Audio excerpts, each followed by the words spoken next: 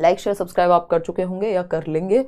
First question देखते हैं अब, है ना, फटाफट से अब क्वेश्चंस पे फोकस्ड रहना है। क्वेश्चन देखते हैं फर्स्ट, क्या कहता है भाई क्वेश्चन नंबर 1, देखिएगा एक बार, जवाब दीजिए। क्वेश्चन नंबर 1 क्या कहता है? एक कथन है और कारक है।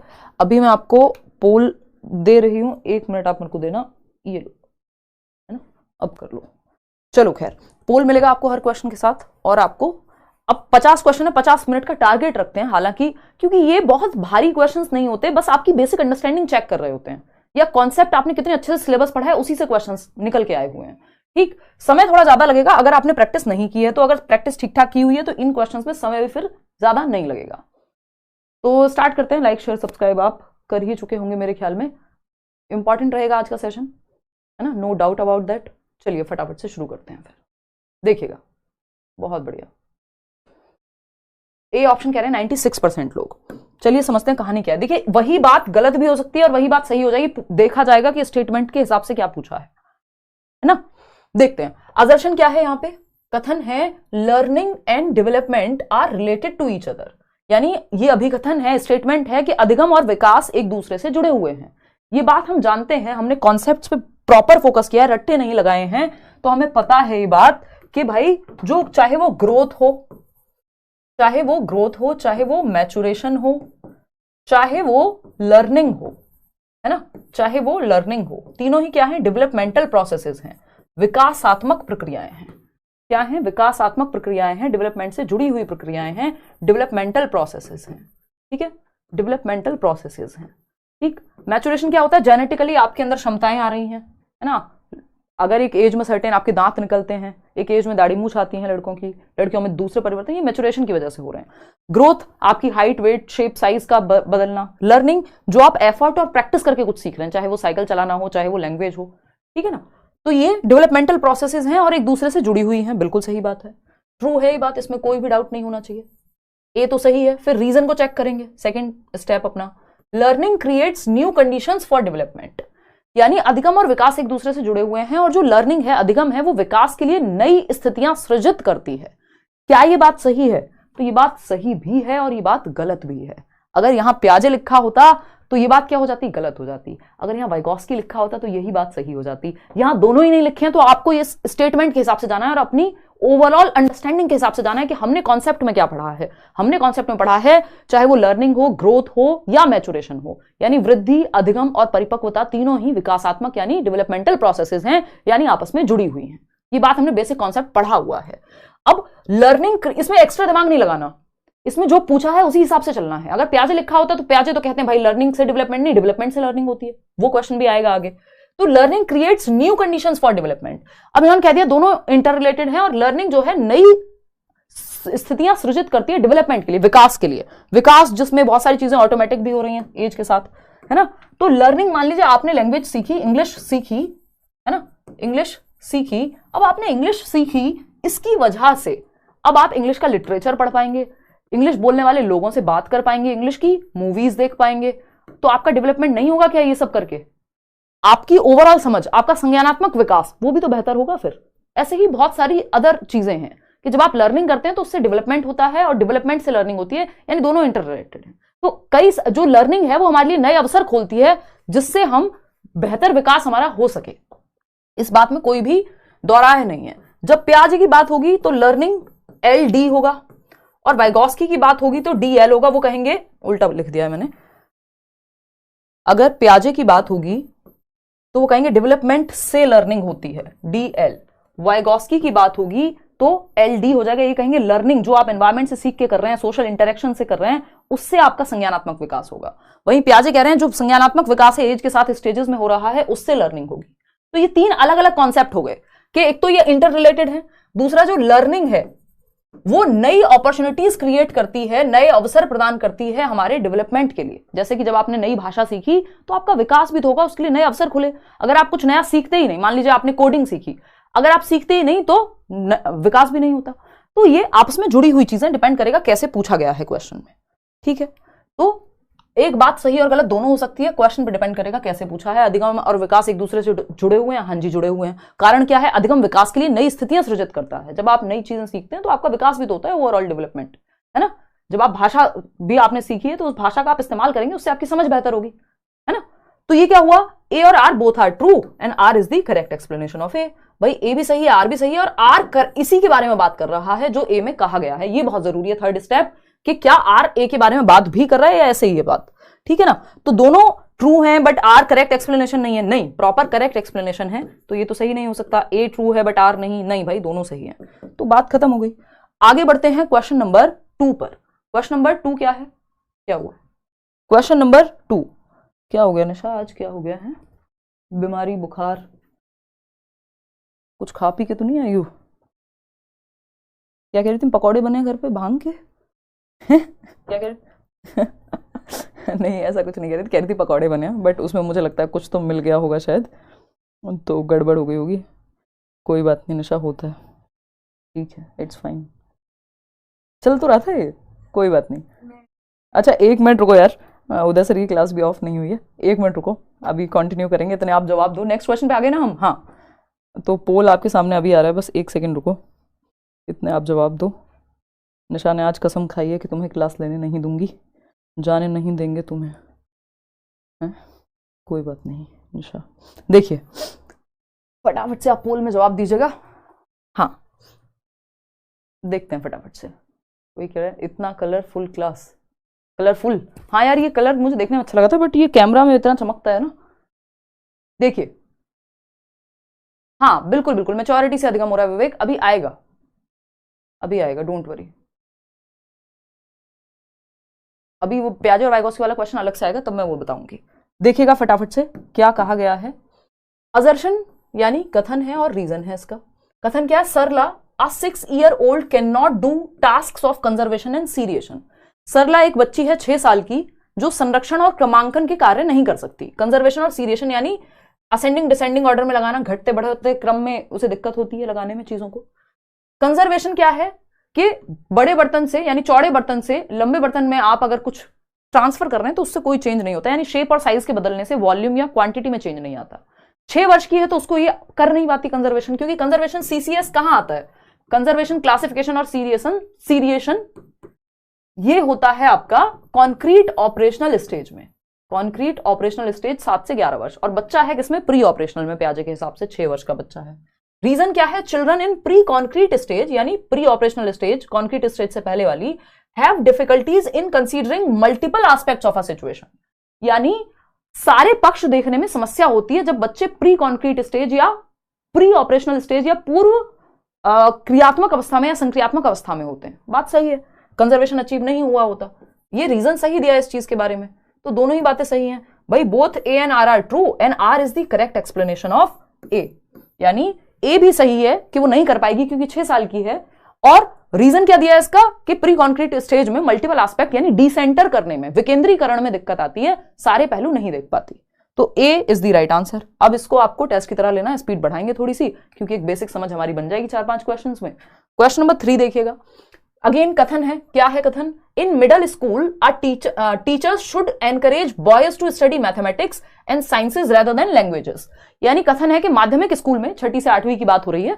शिक्षकों को लड़कों को भाषा पढ़ने के बजाय गणित व विज्ञान के विषयों को पढ़ने के लिए प्रोत्साहित करना चाहिए, कि भाई लड़के हो तुम्हें तो मैथ्स पढ़ना है, तुम ह्यूमैनिटीज क्यों ले रहे हो, तुम्हें तो साइंस साइड लेनी चाहिए, है ना, इस तरह की बातें होती हैं। तो हम क्या एनकरेज कर रहे हैं, मैथमेटिक्स और साइंसेस पढ़ने के लिए बॉयज को कह रहे हैं हम, बजाय की भाषा के, तो ये बात गलत है। जेंडर स्टीरियोटाइप लिंग रूढ़िबद्धता को दर्शाती है ये बात, ठीक, तो ये तो फॉल्स है, गलत बात है। फिर भी ऐसा हो सकता है कि ये सही हो, डिपेंड करेगा पूछा क्या है, रीजन में क्या दिया है इसके, तो रीजन पढ़ना बहुत जरूरी है। रीजन क्या दिया है इसका, बॉयज डू नॉट, क्योंकि सही है समाज के पर्सपेक्टिव में हो सकती है, जैसे इस बार वो आया था कि गर्ल्स प्लेइंग विद डॉल, और ये वो एक क्वेश्चन वो है, बहुत अच्छा क्वेश्चन है, आगे करेंगे। Boys do not have the inherent abilities to study language, ये बात गलत है कि उनको इसलिए गणित और साइंस पढ़ने के लिए कहा जा रहा है क्योंकि उनमें क्षमता नहीं होती लैंग्वेज पढ़ने की, दोनों ही बातें गलत हैं। तो both A and R are false, ये सबसे आसान होता है क्योंकि इसमें आपको रीजन की पड़ी ही नहीं है, क्योंकि दोनों ही बातें गलत हो गई, सिंपल बात। तो 4th ऑप्शन जो कि 78% लोग सही दे भी रहे हैं। आगे बढ़ेंगे, क्वेश्चन नंबर 4। क्वेश्चन नंबर 4 क्या है भाई, देखिएगा एक बार, क्वेश्चन नंबर 4 क्या है, असर्शन यानी कथन और इसका रीजन। कथन क्या है, restricting learning to a permanent and measurable change in behaviour is problematic. अभी कुछ दिन पहले ये कराया था और आप में से कई लोगों को दिक्कत हुई थी, दोबारा समझाने को कहा गया था, है ना। तो इसको टेस्ट की तरह लेना। अधिगम को केवल सीखने में स्थायी व मापा जा सकने वाला बदलाव देखना समस्यात्मक बात है। बिल्कुल सही बात है ये कहना कि लर्निंग की एक बहुत ही प्रचलित यानी फेमस डेफिनेशन है, पॉपुलर डेफिनेशन है कि learning is relatively permanent change in behaviour, यानी व्यवहार में लगभग स्थायी परिवर्तन को हम अधिगम कहते हैं। ये व्यवहारवाद की यानी बिहेवियरिस्टिक पॉइंट ऑफ व्यू की डेफिनेशन है। इसको बहुत अच्छा कंस्ट्रक्टिविज्म में नहीं माना जाएगा कि लर्निंग को सिर्फ इतना मानना कि लर्निंग वो है जिसको मेजर किया जा सके, यानी अगर आप नंबर लेके आए हैं पेपर में तो आपको आता है, अदरवाइज तो नहीं आता है। हो सकता है बच्चे को एग्जाम एंग्जाइटी हो सकता है अदर समस्याएं हो, है ना, हो सकता है उसने सीखा हो, उसका मन ना हो बताने का आपको। तो learning permanent and measurable change कि जिसको प्रॉपर सही मापा जा सकता है। भाई ऐसे सारे चेंज नहीं होते ना जिसका मापन संभव हो। तो लर्निंग सिर्फ मापने योग्य होती है, ये कहना प्रॉब्लमेटिक है। ऐसा इन्होंने कहा है कि ये जो बात है ये प्रॉब्लमेटिक है। हाँ ये बात सही है, बिल्कुल प्रॉब्लमेटिक है। इसका रीजन क्या दिया है? Learning is a complex activity that includes processes that take place internally. भाई लर्निंग सीखना एक जटिल प्रक्रिया है, ग्रेजुअली धीरे धीरे होता है। इसमें आंतरिक रूप से होने वाली प्रक्रियाएं भी शामिल हैं। ऐसा नहीं है जो आपको एक्सटर्नली बाहर मेजरेबल मापन योग्य दिख रहा है वही लर्निंग है। हो सकता है बच्चे की समझ में परिवर्तन आ गया हो, अभी उसे प्रदर्शित करना ना आता हो, व्यक्त करना ना आता हो, सारी चीजें आप नहीं माप सकते। हो सकता है उस दिन बुखार हो उसे, हो सकता है कोई घटना घटी हो, नहीं आप जब टेस्ट देने गया तो मेजर नहीं कर पाए, वो उसमें नहीं लिख के आया सही से। तो ANRR राइट होता नहीं है। जब छोटी क्लासेस में कुछ बच्चे होते हैं वो अपने मूड से काम करते हैं, उनको आता था घर पे आके किसी दिन बता देंगे मम्मी को, मम्मी आज मेरा मन नहीं था, टीचर मेरी डांट लगा दी, फिर मैंने क्वेश्चन सही नहीं किया, मैंने लिखा ही नहीं कुछ, मेरा मन नहीं था। अब उसको आता है बच्चे को तो, लेकिन टीचर क्या कहेंगे कि भैया टीचर को तो अगले दिन नंबर कितने देने हैं? 0, कि भाई तुमने लिखा नहीं तो तुम्हें आता नहीं है, सिंपल बात है। तो लर्निंग सिर्फ वहीं तक सीमित नहीं है, वो एक हिस्सा है लर्निंग का। दे चुकी हूं एहसान कंप्लीट नोट्स, एक बार पढ़ लो उनको, ठीक है ना। तो both ANR are true and R is the correct explanation of A। बात तो सही है। आगे बढ़ेंगे नेक्स्ट क्वेश्चन पे। नेक्स्ट क्वेश्चन क्या है? क्वेश्चन नंबर है 5। क्या कहता है भाई क्वेश्चन नंबर 5? देखिए फटाफट से, स्पीड बढ़ाएं थोड़ी सी, इसको आप टेस्ट की तरह मान के चलेंगे। अगर हम बात करते हैं क्वेश्चन नंबर 5 की, read the following statements and choose the correct option. Assertion, interaction with more knowledgeable others such as teachers and peers can provide the necessary support and guidance to help learners develop their understanding and skills। यानी यदि बच्चा more knowledgeable other, MKO जो Vygotsky की theory में जिसकी बात हुई है, शिक्षक और साथियों जैसे अधिक जानकार लोगों के साथ बातचीत करता है तो उसकी समझ और कौशल वो सीखता है अपने से ज्यादा जानने वाले लोगों के साथ बैठ करके या डिस्कस करके या साथ में रह करके। बात तो सही है, ट्रू। वाइगोस्की भी यही कह रहे हैं, ट्रू। आपको कॉन्सेप्ट सारे लगा देने हैं। रीजन क्या है? सोशल इंटरेक्शन इज अ की component of learning and development, जो कि वाइगोस्की कहते हैं कि जो सोशल इंटरेक्शन है, जो सोशली बातचीत है, सामाजिक अंतःक्रिया है, उससे लर्निंग बेहतर होती है, वो जरूरी है। तो ANRR true and R is the correct explanation of A। इसमें कुछ क्वेश्चन बहुत अच्छे मिलेंगे आपको। अगर आपको ये क्वेश्चंस आसान लगने लगे इसका मतलब आपने इनफ प्रैक्टिस की है। क्वेश्चन नंबर 6 देखिएगा। असर्शन क्या है? At a very early age girls in most cultures across the world choose dolls as toys while boys prefer to play with cars. यानी बहुत कम उम्र में दुनिया भर में अधिकांश संस्कृतियों में लड़कियां गुड़िया को खिलौने के रूप में चुनती हैं, जबकि लड़के कारों के साथ खेलना पसंद करते हैं। कि भाई लड़का है तो उसका शौक क्या होगा? कार से खेलना, लड़की है तो गुड़िया। छोटी उम्र से ही बात शुरू हो जाती है। ये जब मैंने पहली बार पढ़ा था तो इसका इंटरप्रिटेशन गलत आया था दिमाग में, क्योंकि पूरा नहीं ठीक से पढ़ा। अगर दोनों को साथ में नहीं पढ़ेंगे तो गड़बड़ होगी इसमें, है ना। तो ये बात हम पूरी तरह से गलत नहीं कह सकते। ऐसा होने का जो रीजन है, ऐसा होता है, ये चीज बदलेगी समय के साथ। इसका जो रीजन है इसके पीछे, वो रीजन है कि हमने कल्चरली ऐसे ही पेश किया है। हम लड़कियों के लिए खिलौने भी वही लाते रहे हैं स्टीरियोटाइपिंग की वजह से। जो डॉल के खिलौने लड़की के लिए ज्यादा लाए जाएंगे। कोई रिश्तेदार भी आएगा तो वो कहेगा अच्छा अच्छा पिंक कलर की डॉल लेके चलते हैं, उनकी बेटी है, अच्छा बेटे के लिए कार लेके चलते हैं। तो जब ऐसा होता रहेगा सालों साल लगातार, तो क्या होगा? अपने आप ही प्रेफरेंस जो है बच्चा वही चूज करेगा जो उसको दिया जाता है। ज्यादा संभावना है ना। बाकी के लेवल पे सारे टीचर्स के क्वेश्चन सॉल्व हो जाते हैं अप्रोक्स 80 to 90% पेपर में। कोई दिक्कत आएगी क्या? डर लग रहा है आपको क्लास में? हाँ तो क्या दिक्कत है सनोवर? बहुत बढ़िया बात है, तो कोई दिक्कत नहीं है। देखिए प्रीवियस ईयर क्वेश्चंस अगर किसी से सॉल्व हो रहे हैं इसका मतलब वो सही जगह पे जा रहा है, सही तरीके से एनालाइज करके कर रहा है। देखिए इसका रीजन क्या है। अब ठीक है, ये बात सही है कि गलत हमने मान लिया, पता नहीं क्या है, रीजन पढ़ते हैं इसका। Children organize information about what is considered appropriate for a boy or a girl on the basis of what a particular culture expects and behave accordingly। यानी बच्चे किसी विशेष संस्कृति के आधार पे अपेक्षाएं जो हैं वो ग्रहण कर लेते हैं। यानी children organize information about what is considered appropriate for a boy or a girl on the basis of what a particular culture expects and behaves accordingly। यानी जो उनकी संस्कृति है, जो कि वाइगॉस्की कह रहे हैं कि हमारी संस्कृति और हमारे समाज का, सोसाइटी और कल्चर का इमेंस इफेक्ट है हमारे ऊपर, बहुत ही महत्वपूर्ण प्रभाव छोड़ के जाती हैं हमारे ऊपर, है ना। जो संस्कृति और समाज है, जिस समाज में, जिस संस्कृति में हम रहते हैं, जो चीजें वहां फॉलो होती हैं। तो ये वही बात है कि जो बच्चे हैं वो इंफॉर्मेशन ऑर्गेनाइज करते हैं किसी भी व्यवहार की, कि क्या अप्रोप्रिएट है एक लड़के के लिए और क्या इनअप्रोप्रिएट है ना। लड़कियां प्यार से बात करती हैं सॉफ्टली, है ना, लड़के करेज से बातें करते हैं। अगर वो सॉफ्टली बात करें तो हम कहेंगे क्या लड़कियों की जैसे बात करते हो, हाँ रोने लग गए, लड़की हो क्या। तो ये क्या है, हम ऑर्गेनाइज करते हैं, यानी एज अ चाइल्ड ही, बचपन से ही हम ऑर्गेनाइज करते हैं इन्फॉर्मेशन कि क्या अप्रोप्रिएट है लड़कियों के लिए। लड़कियां जैसी बड़ी होती हैं उनको खेलने से रोक दिया जाता है बाहर अगर जा रही हैं तो, है ना। तो ये क्या हुआ, उन्होंने ऑर्गेनाइज, दिमाग में ऑर्गेनाइज कर लिया इन्फॉर्मेशन के कल्चर से अपने, तो उसी आधार पर फिर वो प्रेफर करती हैं कि लड़कियां हैं तो डॉल्स, लड़के हैं तो कार। इसका रीजन ये है, अदरवाइज सिर्फ इतना पढ़ के स्टीरियोटाइप को ही दर्शाता है, और ये है भी स्टीरियोटाइप, लेकिन इसका रीजन ये है और ऐसा होने का कारण ये है, यानी दोनों बातें सही हैं, both A and R are true and R is the correct explanation of A. ऐसा इसलिए है क्योंकि हम अपनी संस्कृति से ऑर्गेनाइज कर देते हैं इंफॉर्मेशन, ये कड़वी सच्चाई है। क्वेश्चन नंबर 7 देखिएगा, फटाफट से जवाब देंगे। क्या है क्वेश्चन नंबर 7? असर्शन है यानी कथन। क्या है? To facilitate critical thinking among learners teachers should expose them to diverse situations and differing perspectives. यानी शिक्षार्थियों के बीच समालोचनात्मक चिंतन को सुगम बनाने के लिए शिक्षकों को उन्हें विविध परिस्थितियों और विभिन्न दृष्टिकोणों से अवगत कराना चाहिए। क्रिटिकल थिंकिंग बेहतर करानी है तो मल्टीपल एस्पेक्ट्स में बच्चों को मौका देना पड़ेगा। बात तो सही है, ट्रू। रीजन क्या है इसका? Students learn and enrich their abilities to think critically.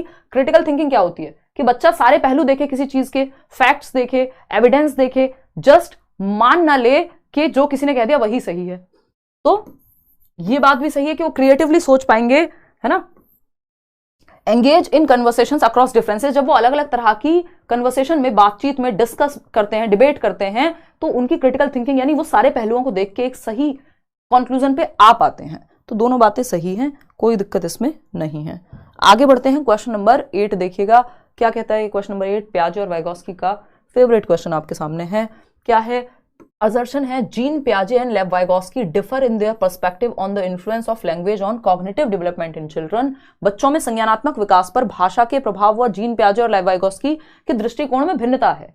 यानी पियाजे कह रहे हैं लैंग्वेज जो है वो कॉग्निटिव डेवलपमेंट से आ रही है, और वाइगॉस्की कह रहे हैं कि लैंग्वेज से कॉग्निटिव डेवलपमेंट हो रहा है। जो की बात अभी हमने की थी कि लैंग्वेज से डेवलपमेंट, कौन कह रहा है ये बात? वाइगॉस्की। डेवलपमेंट से लैंग्वेज या लर्निंग, ये कौन कह रहे हैं? पियाजे। तो ये बात तो सही है कि वो डिफरेंट ओपिनियन रखते हैं किस पे? लैंग्वेज एंड थॉट पे। लैंग्वेज एंड थॉट पे दूसरा उनका जो ओपिनियन है वो एक और ये भी है कि वो पियाजे कहते हैं पहले थॉट आता है बाद में लैंग्वेज, और वाइगॉस्की कह रहे हैं दोनों साथ साथ चलते हैं, बाद में जो है पैरेलली चलते हैं और बाद में मर्ज हो जाते हैं, तो डिफरेंट है।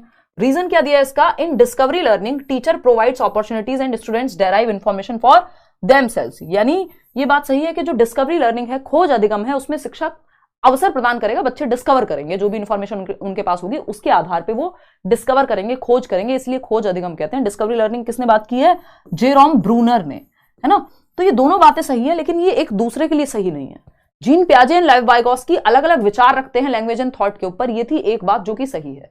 इसका रीजन ये दिया है कि डिस्कवरी लर्निंग में टीचर अपॉर्चुनिटीज देगा और बच्चा जो है इंफॉर्मेशन ड्राइव करेगा। बात पियाजे वाइगॉस्की की हो रही थी और ये बात कहीं से भी कनेक्टेड ही नहीं है ना। ये डिफरेंस के बारे में कोई बात ही नहीं कर रही। तो अब आपने तो सही जवाब दे रहे हैं आप में से कई सारे लोग, both A and R are true, but R is not the correct explanation of A. भाई ए भी सही है, आर भी सही है, लेकिन आर ए के बारे में बात नहीं करता, तो R is not the correct explanation of A, यानी आर ए की सही व्याख्या नहीं करता।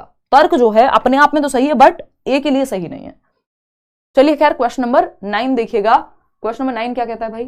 क्वेश्चन नंबर 9 कहता है, असर्शन है, देखते हैं फटाफट से। Teachers should work hard to break down students stereotypes of particular ethnic groups. यानी शिक्षकों को विद्यार्थियों में विशेष जातीय समूहों के बारे में रूढ़िवादिता को तोड़ने के लिए कड़ी मेहनत करनी चाहिए। कि भाई बच्चे ये ना माने कि इस जाति का बच्चा, इस क्षेत्र का बच्चा, इस समूह का बच्चा, ये भाषा बोलने वाला बच्चा, अच्छा बिहार से आए हो, अरे तुम्हारे यहाँ तो ये होता है, तो इस तरह की चीजें ना रखे बच्चा दिमाग में, ये स्टीरियोटाइप्स ब्रेक हो, किसी को कम किसी को ज्यादा ना माने। तो ये बात ट्रू है, टीचर्स को भरसक प्रयास करना चाहिए कि बच्चे स्टीरियोटाइप क्या है, कोई भी चीज जो बन गई है क्योंकि होता आया है ना, तो स्टीरियोटाइप किसी भी क्षेत्र में कोई अच्छा नहीं होता, ठीक। तो ये बात तो सही है, इसको ब्रेक करने की कोशिश करनी है टीचर्स को। रीजन क्या है, a key educational objective is to enable students to engage in critical self reflection, यानी शिक्षा का एक प्रमुख उद्देश्य यह भी है कि विद्यार्थियों में समालोचनात्मक आत्मचिंतन के लिए प्रोत्साहन बढ़े, यानी मैं खुद के ही थॉट प्रोसेस को क्रिटिकली रिफ्लेक्ट कर पाऊं, सेल्फ रिफ्लेक्शन हो पाए क्रिटिकली कि मेरे में क्या कमियां हैं। भाई ऐसा तो नहीं जब मैं ये कह रही हूं किसी को तो इससे समस्या है, जैसे कई लोग क्रिटिकली क्या कर सकते हैं, इवेल्युएट कर सकते हैं कि जी निशा को ऐसे कैसे कह दिया, है ना, दिल पे ले जाते हैं एकदम। तो वो क्रिटिकल सेल्फ रिफ्लेक्शन क्या हो सकता है कि आप अपने ही व्यवहार को झांक करके देख रहे हैं। तो एजुकेशन का क्या है, एक की ऑब्जेक्टिव है कि आप सोचते हैं यार मैंने कुछ गलत तो नहीं कहा इसको, तो ये क्या है, आप क्रिटिकली देख रहे हैं सारे एस्पेक्ट्स, फिर ओवर थिंकिंग में भी चले जाते हैं कई लोग इसके चक्कर में। तो both A and R are true and R is the correct explanation. इसी के बारे में तो है ये कि क्यों तोड़ने चाहिए स्टीरियोटाइप्स, क्योंकि शिक्षा का एक उद्देश्य है ये कि वो आत्मचिंतन कर सके बच्चा कि वो सही राह पे है या नहीं। चलिए खैर आगे बढ़ते हैं क्वेश्चन नंबर 10 पर। क्या कहता है क्वेश्चन नंबर 10, देखिएगा क्वेश्चन नंबर 10 कहता है, असर्शन क्या है भाई, considerable variations exist in developmental rates among children, यानी विकासात्मक दर में भिन्नता पाई जाती है। रेट इज डिफरेंट, डेवलपमेंट में रेट में अंतर होता है, स्पीड यानी पेस में अंतर होता है, बट स्टेजेस सेम होती हैं। ये बात तो हमें पता है, सही बात है। Developmental differences are an inevitable result of complex interaction of genetic and experiential variations, यानी जो विकासात्मक अंतर है डेवलपमेंट में, अंतर का रीजन क्या है कि हमारी जो जेनेटिक और एक्सपीरियंशियल, जेनेटिक मतलब हेरिडिटी, हमारी आनुवंशिकता, और हमारा वातावरण जो कॉम्प्लेक्स अन्योन्य क्रिया करते हैं, अंतः क्रिया करते हैं, इंटरेक्ट करते हैं, उसकी वजह से इंडिविजुअल डिफरेंसेस होते हैं, इसलिए रेट में अंतर है। बात तो सही है, तो फोर्थ ऑप्शन ही सही बनेगा। बात ठीक है ना, जब हमें पता है कि रेट में अंतर है, डेवलपमेंट में रेट में अंतर होता है, ये बहुत ही अलग अलग तरह से बार बार पूछा जाता है, रेट इज डिफरेंट। भाई 1.5 साल के दो बच्चे हैं, जरूरी नहीं है दोनों सेम टाइम पे चलना सीखेंगे, दोनों, एक कोई बच्चा होगा जो ज्यादा जल्दी बोलना शुरू कर देगा, दूसरा चलना जल्दी शुरू कर देगा। इवन आपके शरीर में अलग अलग अंग अलग अलग रेट पे डेवलप होते हैं कई बार। तो जो विकास की दर है या पेस ऑफ डेवलपमेंट है या स्पीड ऑफ डेवलपमेंट है, वो भिन्न होती है, डिफरेंट होती है सेम एज में भी। जबकि जो ऑर्डर है डेवलपमेंट का कि बच्चा पहले इन्फेंट होगा, फिर चाइल्डहुड में जाएगा, फिर एडोलेसेंस में जाएगा, फिर एडल्टहुड में जाएगा। कोई बच्चा ऐसा देखा है जो पहले बूढ़ा हो गया वो बाद में बच्चा बना हो, है ना। तो एक ऑर्डर सेम है या सीक्वेंस जो है वो फिक्स्ड है, लेकिन रेट में भिन्नता पाई जाती है, रेट सेम नहीं होता, दर सेम नहीं होती, स्पीड सेम नहीं होती। चलिए खैर आगे बढ़ते हैं। क्वेश्चन नंबर 11 देखिएगा, ये क्या कहता है भाई। क्वेश्चन नंबर 11 सेज कि असर्शन है, every year Lata, a class 7th teacher, invites a female maths professor and a male nurse to her class to discuss careers in these fields, यानी प्रत्येक वर्ष लता जो कि 7वीं कक्षा की शिक्षिका है, उनके क्षेत्रों में करियर पर चर्चा करने के लिए एक महिला गणित प्रोफेसर को बुलाती हैं। यानी मैथमेटिक्स कह दिया जाता है ना, स्टीरियोटाइप क्या है, स्टीरियोटाइप है कि करियर पर चर्चा करने के लिए, स्टीरियोटाइप है कि महिला जो है गणित में कमजोर होंगी, फीमेल्स जो हैं या गर्ल्स मैथ्स में वीक होंगी, ये एक स्टीरियोटाइप है। स्टीरियोटाइप को फ्लेक्सिबल या ब्रेक कैसे करें, चैलेंज कैसे करें, इसका ऑपोजिट एग्जांपल ला करके। जब हम कह रहे हैं शकुंतला देवी मूवी देखिए और देखिए मैथ्स में कितनी अच्छी है शकुंतला देवी, है ना, तो ये क्या हुआ, मैथ्स प्रोफेसर को बुलाया जो फीमेल है, और नर्स हम कह देते हैं कि नर्स जो है वो महिलाओं का काम है, केयर करने वाले काम, तो वहां पे मेल नर्स को बुलाया है। यानी ऑपोजिट एग्जांपल प्रेजेंट किए जा रहे हैं क्लास में, ताकि स्टीरियोटाइप ना बने, बच्चे के दिमाग में रूढ़िबद्धता ना बने, फिक्स ना हो जाए कि नर्स बनना लड़कियों का काम है और मैथमेटिक्स का प्रोफेसर बनना लड़कों का। उल्टा किया है इसलिए ताकि स्टीरियोटाइप को ब्रेक किया जा सके। बात तो सही है, ठीक है ना। इनके फील्ड्स के बारे में पता लगेगा। इनको कम्युनिटी रिसोर्सेज कहते हैं कि कम्युनिटी से रिसोर्स आ रहे हैं क्लासरूम में। रीजन क्या दिया है इसका, gender differences are innate and not acquired through society, यानी जो लैंगिक भिन्नताएं होती हैं वो जन्मजात होती हैं और समाज के द्वारा एक्वायर नहीं की जाती। जेंडर एक सामाजिक कंस्ट्रक्ट है, जीएस पढ़ते हो ना, ये जनरल स्टडीज नहीं, gender is a social construct, ऐसे मान लेना दिमाग में। जीएस, जेंडर क्या है, सोशल कंस्ट्रक्ट है, समाज के द्वारा निर्मित एक भूमिका है कि महिलाएं ये काम करेंगी, पुरुष ये काम करेंगे। जबकि सेक्स जो है वो बायोलॉजिकल एस्पेक्ट है कि महिलाएं बच्चों को जन्म देती हैं, ये बायोलॉजिकल है। लेकिन कोई काम क्या करेगा, ये जो जेंडर है ये इनेट नहीं होता। सेक्स एक बार को इनेट होगा, है ना, कि फिक्स है एक तरह से, लेकिन काम करना, जेंडर रोल्स जो हैं, कौन क्या काम करेगा वो फिक्स नहीं है, जेंडर इनेट नहीं है, जेंडर डायनेमिक चीज है, जेंडर एक फ्लेक्सिबल चीज है, कोई भी काम कर सकता है। तो gender is a social construct, सामाजिक संरचना है, समाज के द्वारा निर्मित है। तो यहां पे ये तो बात गलत हो गई इनकी, इन्होंने कह दिया जेंडर इनेट है, जबकि जेंडर इनेट नहीं है, जेंडर तो सोशली मेड है। और अगर हम बात करें यहां पे, ये कह रहे हैं कि अलग अलग एग्जाम्पल लाओ, तो पहली बात तो सही है, आर सही नहीं है, लेकिन तो A is true but R is false. बात क्लियर है? सिर्फ 42% लोग सही उत्तर दे पाए। मतलब पढ़ के समझने में हमें बहुत दिक्कत आती है, मुझे ये समझ आ रहा है कि आप आलस करते हैं जब बड़े क्वेश्चंस आपके सामने आते हैं। जब तक A and R are both are सही, मुझे लगता है कुछ लोगों ने तो रट्टा लगा लिया है कि जहां दिखे both A and R are true and R is the correct explanation, भाई उसके चांसेस ज्यादा है, लेकिन हमेशा वही सही होगा ये जरूरी नहीं है। जब कंफ्यूज हुआ करो तब लगाया करो उसको, जब श्योर हो तब लगाया करो उसको। क्वेश्चन नंबर 12 देखिएगा, असर्शन क्या है भाई? कथन है in a socio constructivist classroom recall based written test should be the only basis of assessment. यानी एक सामाजिक रचनात्मक कक्षा में स्मरण पर आधारित लिखित परीक्षाएं मूल्यांकन का एकमात्र तरीका होती हैं। यानी याद किया हुआ, रट्टा लगाया हुआ, रिकॉल बेस्ड, डेफिनेशंस याद हैं आपको। सोशियो कंस्ट्रक्टिविस्ट क्लास मतलब सामाजिक रचनावादी कौन है? वाइगॉस्की। और वाइगॉस्की क्या कह रहे हैं? बच्चों से एक्टिविटी कराओ क्लासरूम में। और ये कह रहे हैं कि सोशियो कंस्ट्रक्टिविस्ट लोग कह रहे हैं कि याद करके और उसके बेस पे लिखित परीक्षाएं ले लो। तो ये बात तो गलत हो गई, उल्टी बात हो गई, बल्कि एक्टिविटी होनी चाहिए थी, एक्टिविटी बेस्ड क्लास होनी चाहिए थी यहाँ socio constructivist school of thought के अनुसार, जो वाइगॉस्की जिसको बिलोंग करते हैं, जिस विचारधारा पे वाइगॉस्की विश्वास रखते हैं, सामाजिक रचनावादी। यानी बच्चा ग्रुप में सीखे, एक्टिविटी करके सीखे। तो ये बात एकदम गलत है कि रिकॉल बेस्ड असेसमेंट की बात करेंगे, आकलन करो पेन पेपर टेस्ट पे, नहीं। रीजन क्या है इसका? Children learn most effectively by rote memorization. रटंत विद्या चलंत नहीं, रोट मेमोराइजेशन नहीं, मीनिंगफुल लर्निंग पे फोकस करना है। तो दोनों ही बातें गलत हो गई यहां पे। Both A and R are false. इसमें आपने सही जवाब दिया 87% लोगों ने, बहुत बढ़िया।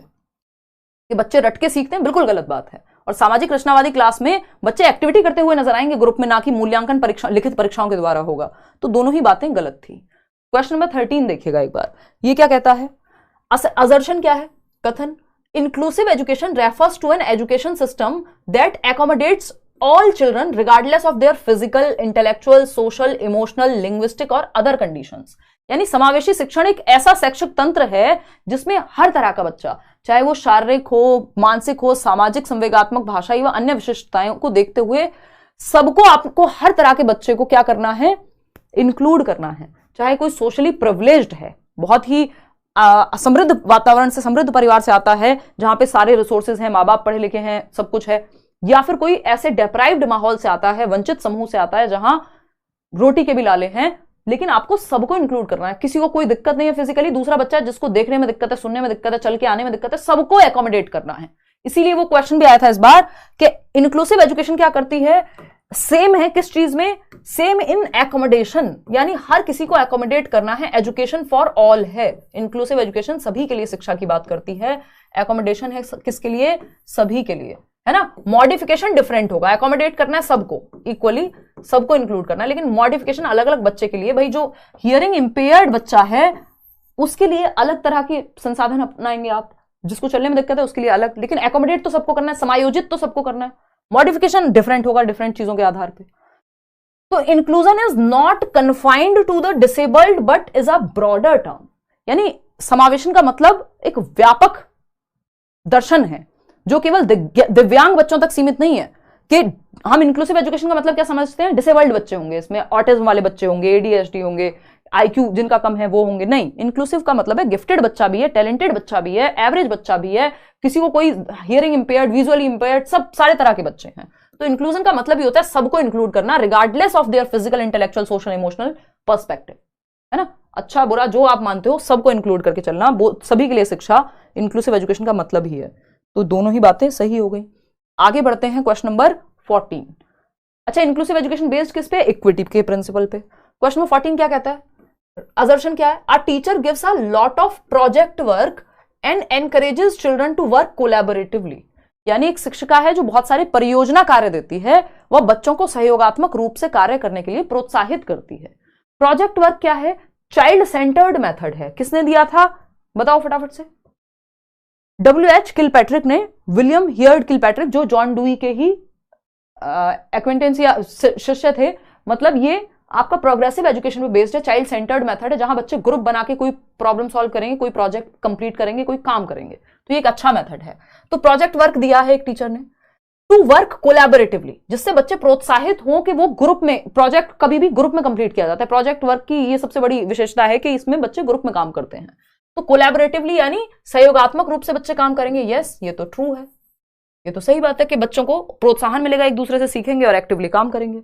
रीजन क्या दिया है इसका? Children learn a lot through discussion with peers, यानी जब वो अपने साथी सहयोगियों के साथ चर्चा करते हैं, काम करते हैं, एक साथ ग्रुप में प्रोजेक्ट करेंगे, तो वो क्या करेंगे? सीखेंगे चर्चा के माध्यम से, ग्रुप में सीखते हैं बच्चे। तो इसका रीजन भी सही है, इसीलिए टीचर ने प्रोजेक्ट वर्क दिया है, क्योंकि वो अच्छे सीखेंगे जब वो ग्रुप में काम करेंगे। तो A is the right answer. 95% लोग सही उत्तर यहां पे दे पा रहे हैं, कोई दिक्कत नहीं है। आगे बढ़ते हैं, क्वेश्चन नंबर 15 देखिएगा। ये क्या कहता है भाई क्वेश्चन नंबर 15? क्वेश्चन नंबर 15 कहता है, असर्शन क्या है इसका? कथन, children learn the knowledge, skills, values and customs of the society only through formal agencies. मजे की बात यह, जब आप असर्शन और रीजनिंग के क्वेश्चन कर रहे हैं तो आपका पूरा सिलेबस रिवाइज हो जाता है, क्योंकि ये किसी भी टॉपिक से पूछे जा सकते हैं। बस आपकी शर्त एक है कि आपकी कॉन्सेप्चुअल क्लैरिटी बेहतर होनी चाहिए, आपने सिलेबस को ढंग से पढ़ा हो, रट्टे ना लगाए हों, नहीं तो आपको दिक्कत होगी इस तरह के क्वेश्चन करने में। बच्चे अपने समाज की जानकारी, कौशल, मूल्य, रीति रिवाज केवल औपचारिक कारकों से सीखते हैं, ओनली फॉर्मल एजेंसीज। देखो सारी बातें अच्छी थी, लेकिन यहां ये फॉर्मल एजेंसीज लिख दिया। फॉर्मल क्या है? स्कूल हो सकता है, कहीं आप कोई ट्रेनिंग लेने जा रहे हैं, खाने पीने, बैठते कैसे हैं, उठते कैसे हैं, एटिकेट्स की, वो हो सकता है फॉर्मल, जहां प्रॉपर वो चीज सिखाई जा रही है। लेकिन जो समाज में जो ज्ञान है, स्किल है, कोई वैल्यू है सही और गलत की, क्या त्योहार मना रहे हैं, ये सब फॉर्मल से सीखते हैं या हम कहीं से भी सीख सकते हैं? इनफॉर्मल से भी सीख सकते हैं हम, ये रोड से भी सीख सकते हैं, हम अपने परिवार से भी सीख सकते हैं, दोस्तों से भी सीख सकते हैं। तो लर्निंग ऐसा नहीं है कि सिर्फ फॉर्मल एजेंसीज से होती है, लर्निंग कहीं से भी होगी, फॉर्मल प्लस इनफॉर्मल कहीं से भी। तो सिर्फ फॉर्मल एजेंसी सिर्फ स्कूल से सीखेंगे नहीं, तो ये तो फॉल्स हो गया। इसका रीजन क्या दिया है? Socialisation is a simple and linear process. देखिए जो भी प्रोसेस है ना पूरे सिलेबस में, कोई भी ऐसी प्रोसेस नहीं है जो लीनियर हो और सिंपल हो। तो ये लीनियर वर्ड ही अपने आप में नेगेटिव है। लीनियर का मतलब है स्ट्रेट लाइन, ना तो लर्निंग स्ट्रेट लाइन में होती, ना डेवलपमेंट स्ट्रेट लाइन में होता, सब लीनियर नहीं है, कॉम्प्लेक्स है, आगे पीछे स्पाइरल में होते हैं, ग्रेजुअली होते हैं, over the period of time build होते हैं, है ना। तो लीनियर तो है ही नहीं, कॉम्प्लेक्स प्रोसेस है, जटिल है भाई। आपने आज ये चीजें सीखी, आज सही गलत ये है, कल को ये होगा, अलग अलग स्टेज में बच्चा अलग अलग चीजें सीख रहा होता है, तो दोनों ही गलत हैं। Fourth option is the right answer. 77% लोग सही उत्तर दे पा रहे हैं। क्वेश्चन नंबर 16 पे चलेंगे, फटाफट से जवाब दो। 30 सेकंड का समय है, स्पीड अब हम इंक्रीज करके चलेंगे। कोई बात नहीं, सब सॉल्व होगा। अभी तो हिंदी, इंग्लिश, सीडीपी तीनों का मैराथन लेना बाकी है, 1 साल बाद मैराथन हो रहा है, डोंट वरी, ठीक है ना। होंगे, सॉल्व भी होंगे, परेशान मत हो जाया करो, क्वेश्चन को समझने में फोकस करो, सॉल्व अपने आप होंगे, है ना। देखो फटाफट से आगे बढ़ेंगे, बहुत बढ़िया।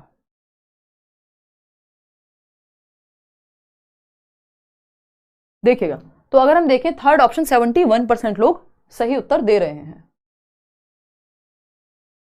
देखिए अगर हम देखें, कल हमने इंग्लिश पेडागोजी की थी, जिनके पास इंग्लिश है वो जरूर देख लेना। असर्शन की अगर हम बात करें, while teaching a concept a teacher should encourage her students to brainstorm the instances and examples of contrast. यानी किसी संप्रत्य को पढ़ाते समय एक शिक्षिका को अपने विद्यार्थियों को विपरीत दृष्टांतों और उदाहरणों पर विचार मंथन करने के लिए प्रोत्साहित करना चाहिए। यानी टीचर जब एक कॉन्सेप्ट पढ़ा रहे हैं तो वो ब्रेनस्टॉर्म करने को कहे। क्या ब्रेनस्टॉर्म करने को कहे? ऐसे इंस्टेंसेस, ऐसे दृष्टांत, ऐसे एग्जाम्पल्स जो कॉन्ट्रास्ट में है। कॉन्ट्रास्ट का मतलब क्या है?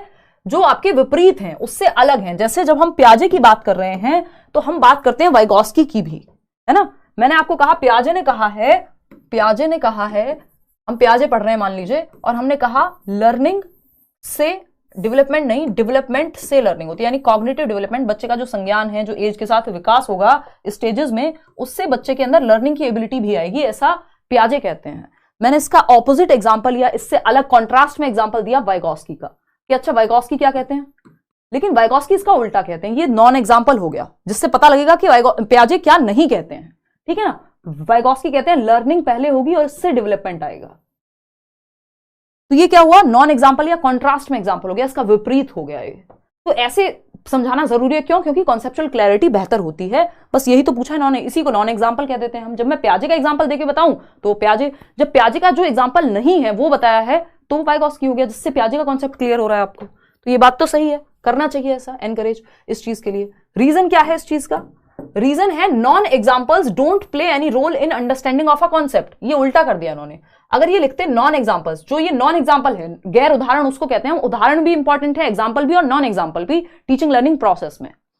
एग्जाम्पल वो है जो आप डायरेक्ट किसी कॉन्सेप्ट के बारे में दे रहे हैं कि पियाजे ने 4 स्टेजेस दी हैं। पियाजे ने कहा है लर्निंग से, डेवलपमेंट से लर्निंग होती है, पहले बच्चे के दिमाग में थॉट आता है, फिर वो लैंग्वेज सीखता है। हम कह रहे हैं जबकि, और वाइगॉस्की ने इसका उल्टा कहा है। वाइगॉस्की ने क्या कहा है भाई कि पहले लर्निंग होगी, लर्निंग से आपके अंदर डेवलपमेंट होता है। तो ये क्या हुआ, ये जब मैंने वाइगॉस्की का उदाहरण दिया पियाजे समझाते हुए, तो वाइगॉस्की गैर उदाहरण है, नॉन एग्जाम्पल है, जिसकी वजह से आपकी और क्लैरिटी हो रही है अपने टॉपिक को समझने में।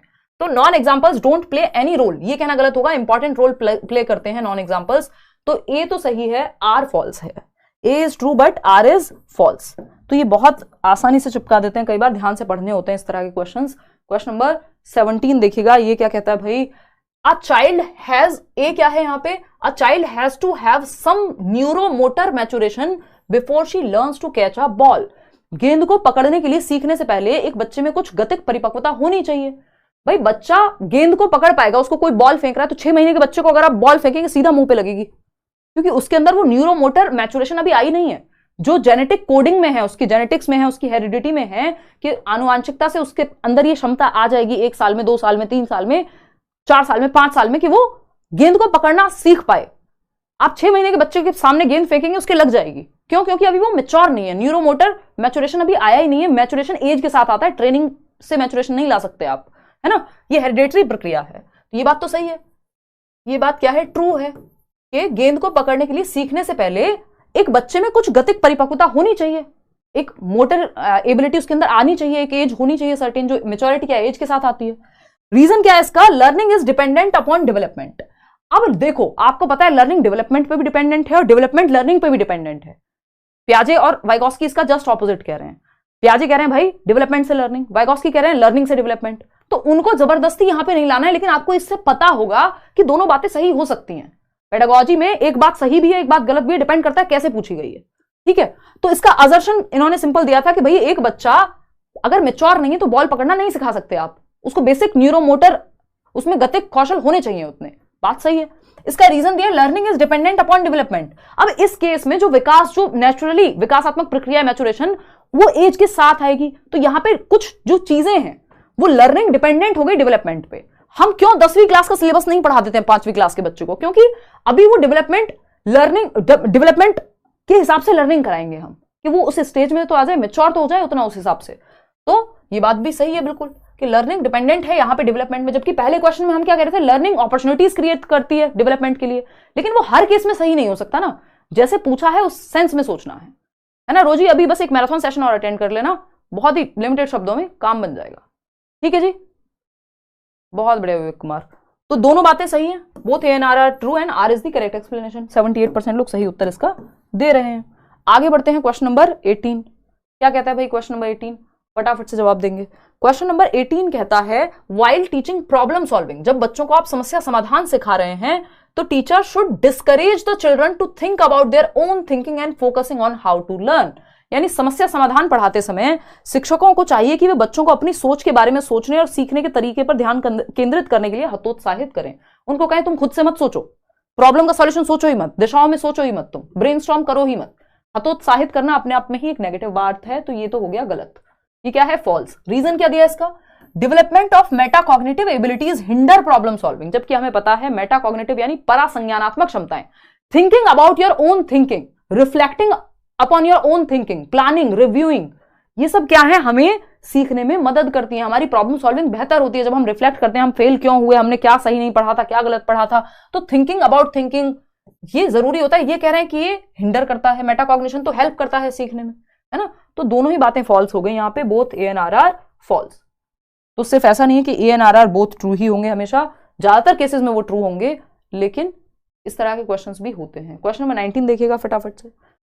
ए है teachers should tell middle school students exactly in details what they have to do including what, how and when to learn. देखिए ये बिल्कुल खराब तरीका है जब आप कह रहे हैं बच्चों को कि उनको एग्जैक्टली बता दो, विस्तार से बता दो बच्चों को कि उन्हें क्या करना चाहिए, कैसे करना चाहिए, कब करना चाहिए, मतलब रोबोट बना दो उन्हें। उनके लिए अवसर मत छोड़ो कि वो खुद से भी थोड़ी अपॉर्चुनिटीज कंस्ट्रक्ट कर पाए। कंस्ट्रक्टिविज्म रचनावाद, वो कहता है रचनावाद रचना करने की बात करेगा, ज्ञान को सृजित करने की बात करेगा, बच्चे को सक्रिय रखो, उसको एक्टिविटी तो करने दो। यहां इन्होंने सब कुछ कह दिया, इतने मिनट पे इतना ऐसे ऐसे करना है, हर चीज अगर आप पहले से बता देंगे बच्चा हो जाएगा रोबोट।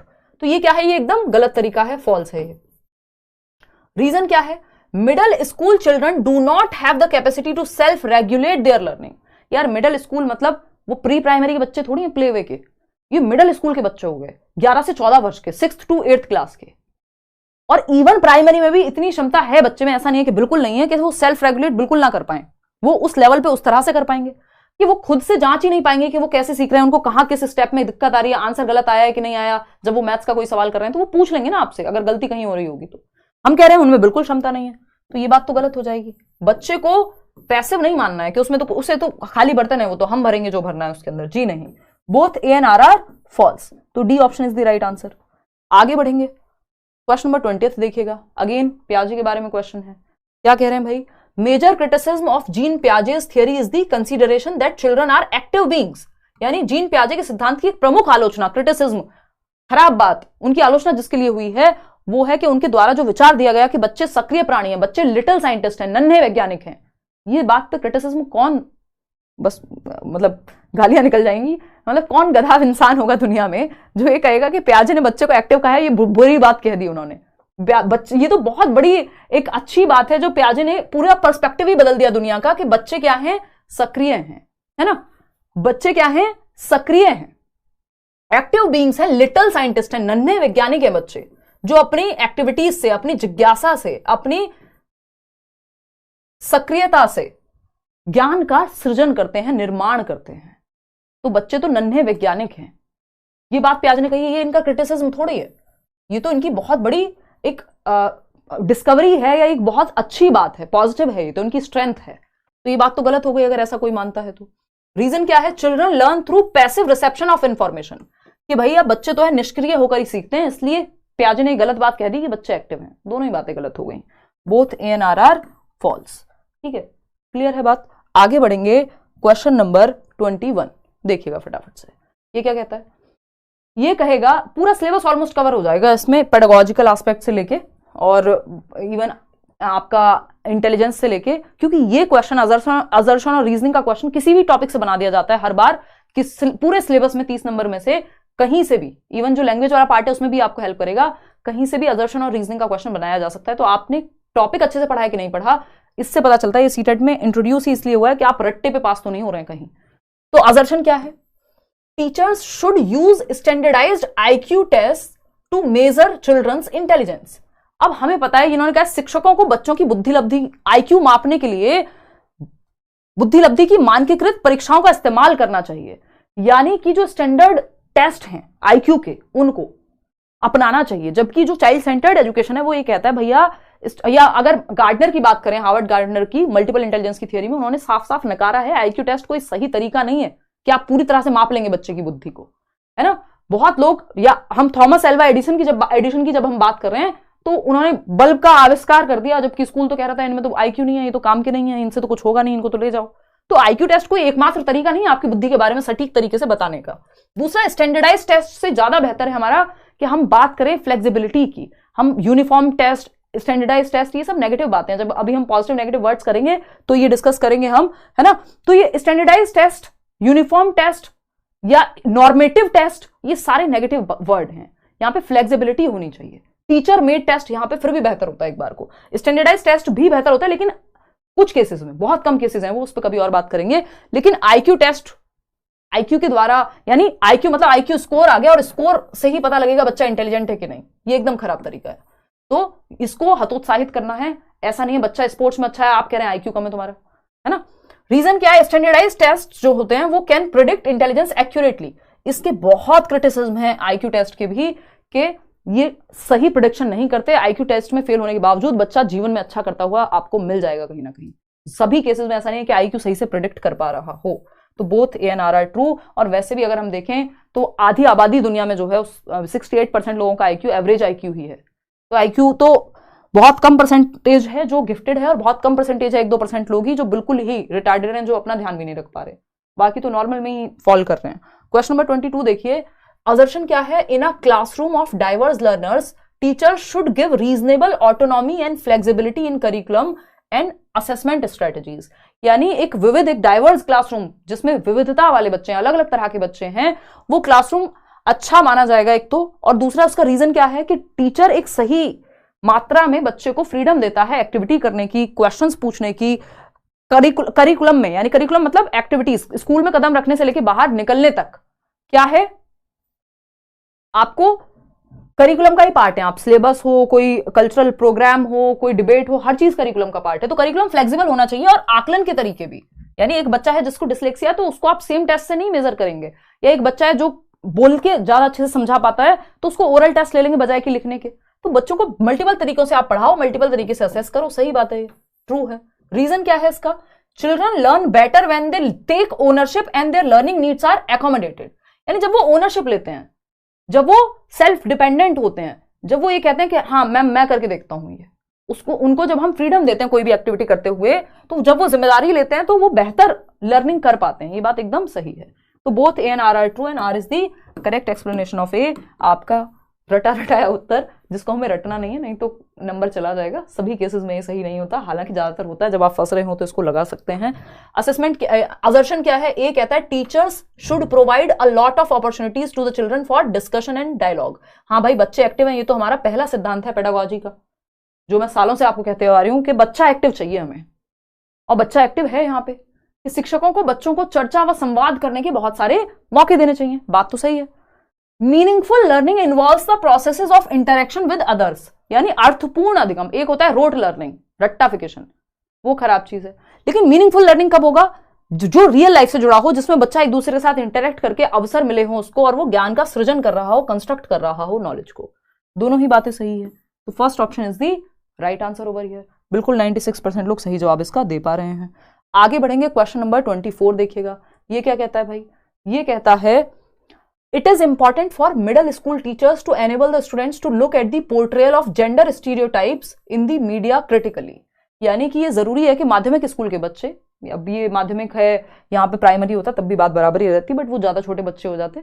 कुल मिला के बात ये है कि बच्चों को, शिक्षकों को यह महत्वपूर्ण है कि वे मीडिया में जेंडर रूढ़िबद्धता, जब मीडिया में ये दिखाया जा रहा है कि घर पे जब बर्तन मांजने वाला जो है साबुन आएगा, यानी जो आपका डिश वॉशर जो भी वो लिक्विड है या सोप है जिससे आप क्या कर रहे हैं, बर्तन साफ करते हैं, वो सारे ऐड महिलाएं कर रही हैं।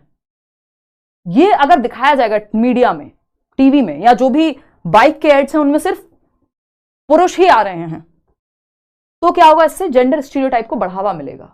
तो आपको क्या करना है? बच्चों को इस चीज के लिए प्रोत्साहित करना है कि आलोचनात्मक रूप से देखें इस चीज को, यानी वो प्रॉपर बच्चा इस लायक हो कि जब वो टीवी में देखे कि सिर्फ बर्तन जो साफ कर रही हैं वो मम्मी कर रही हैं और पापा टीवी के सामने बैठे हुए हैं, या कोई मेल है जो स्कूटी चलाने के ऐड में सारे मेल्स को ही लिया हुआ है, तो वो क्रिटिकली एनालाइज कर पाए कि ये चीज, इसमें बायसनेस है, इसमें प्रॉब्लम है कहीं ना कहीं, ये लॉजिकली सही नहीं है। ये एविडेंस ऑब्जर्वेशन से पता लगेगा उसको, जब वो क्रिटिकली देखेगा सारे पहलुओं को कि ये चीज सही नहीं है। तभी हम देखते हैं फिर सलमान खान को आना पड़ता है ऐड में, है ना? कौन सा है वो? कोई तो वॉशिंग पाउडर का ऐड है, हार्पिक वाले ऐड में बहुत सारी महिलाओं के साथ एक और व्यक्ति आ जाते हैं, वो हुसैन करके, है ना? तो ऐसे बहुत सारे एड्स हैं जो आज की डेट में थोड़े चेंज हो रहे हैं। और एक स्कूटी का ऐड आता है, फिर उसमें आ जाता है why boys should have all the fun. तो ये क्या है? ऑपोजिट हम एग्जांपल सेट करने की कोशिश कर रहे हैं ताकि स्टीरियोटाइप ना बने। ये बात ना हो जाए कि लड़कों के लिए ही फन वाली एक्टिविटीज है और घर के काम लड़कियों के लिए है। इसको चैलेंज किया जा सके, स्टीरियोटाइप को चैलेंज किया जा सके, इस चीज के लिए हम देख रहे हैं कि ये चेंजेस हैं और बच्चों को इन बातों पर ध्यान देना चाहिए कि पापा आप क्यों नहीं मदद कराते हो मम्मी की, काम करने तो मम्मी भी जाती हैं। जब इस तरह के सवाल बच्चे घर पे पूछेंगे तो थोड़ा सा दिन निकलेगा लोगों का, पेरेंट्स का। बात तो सही है।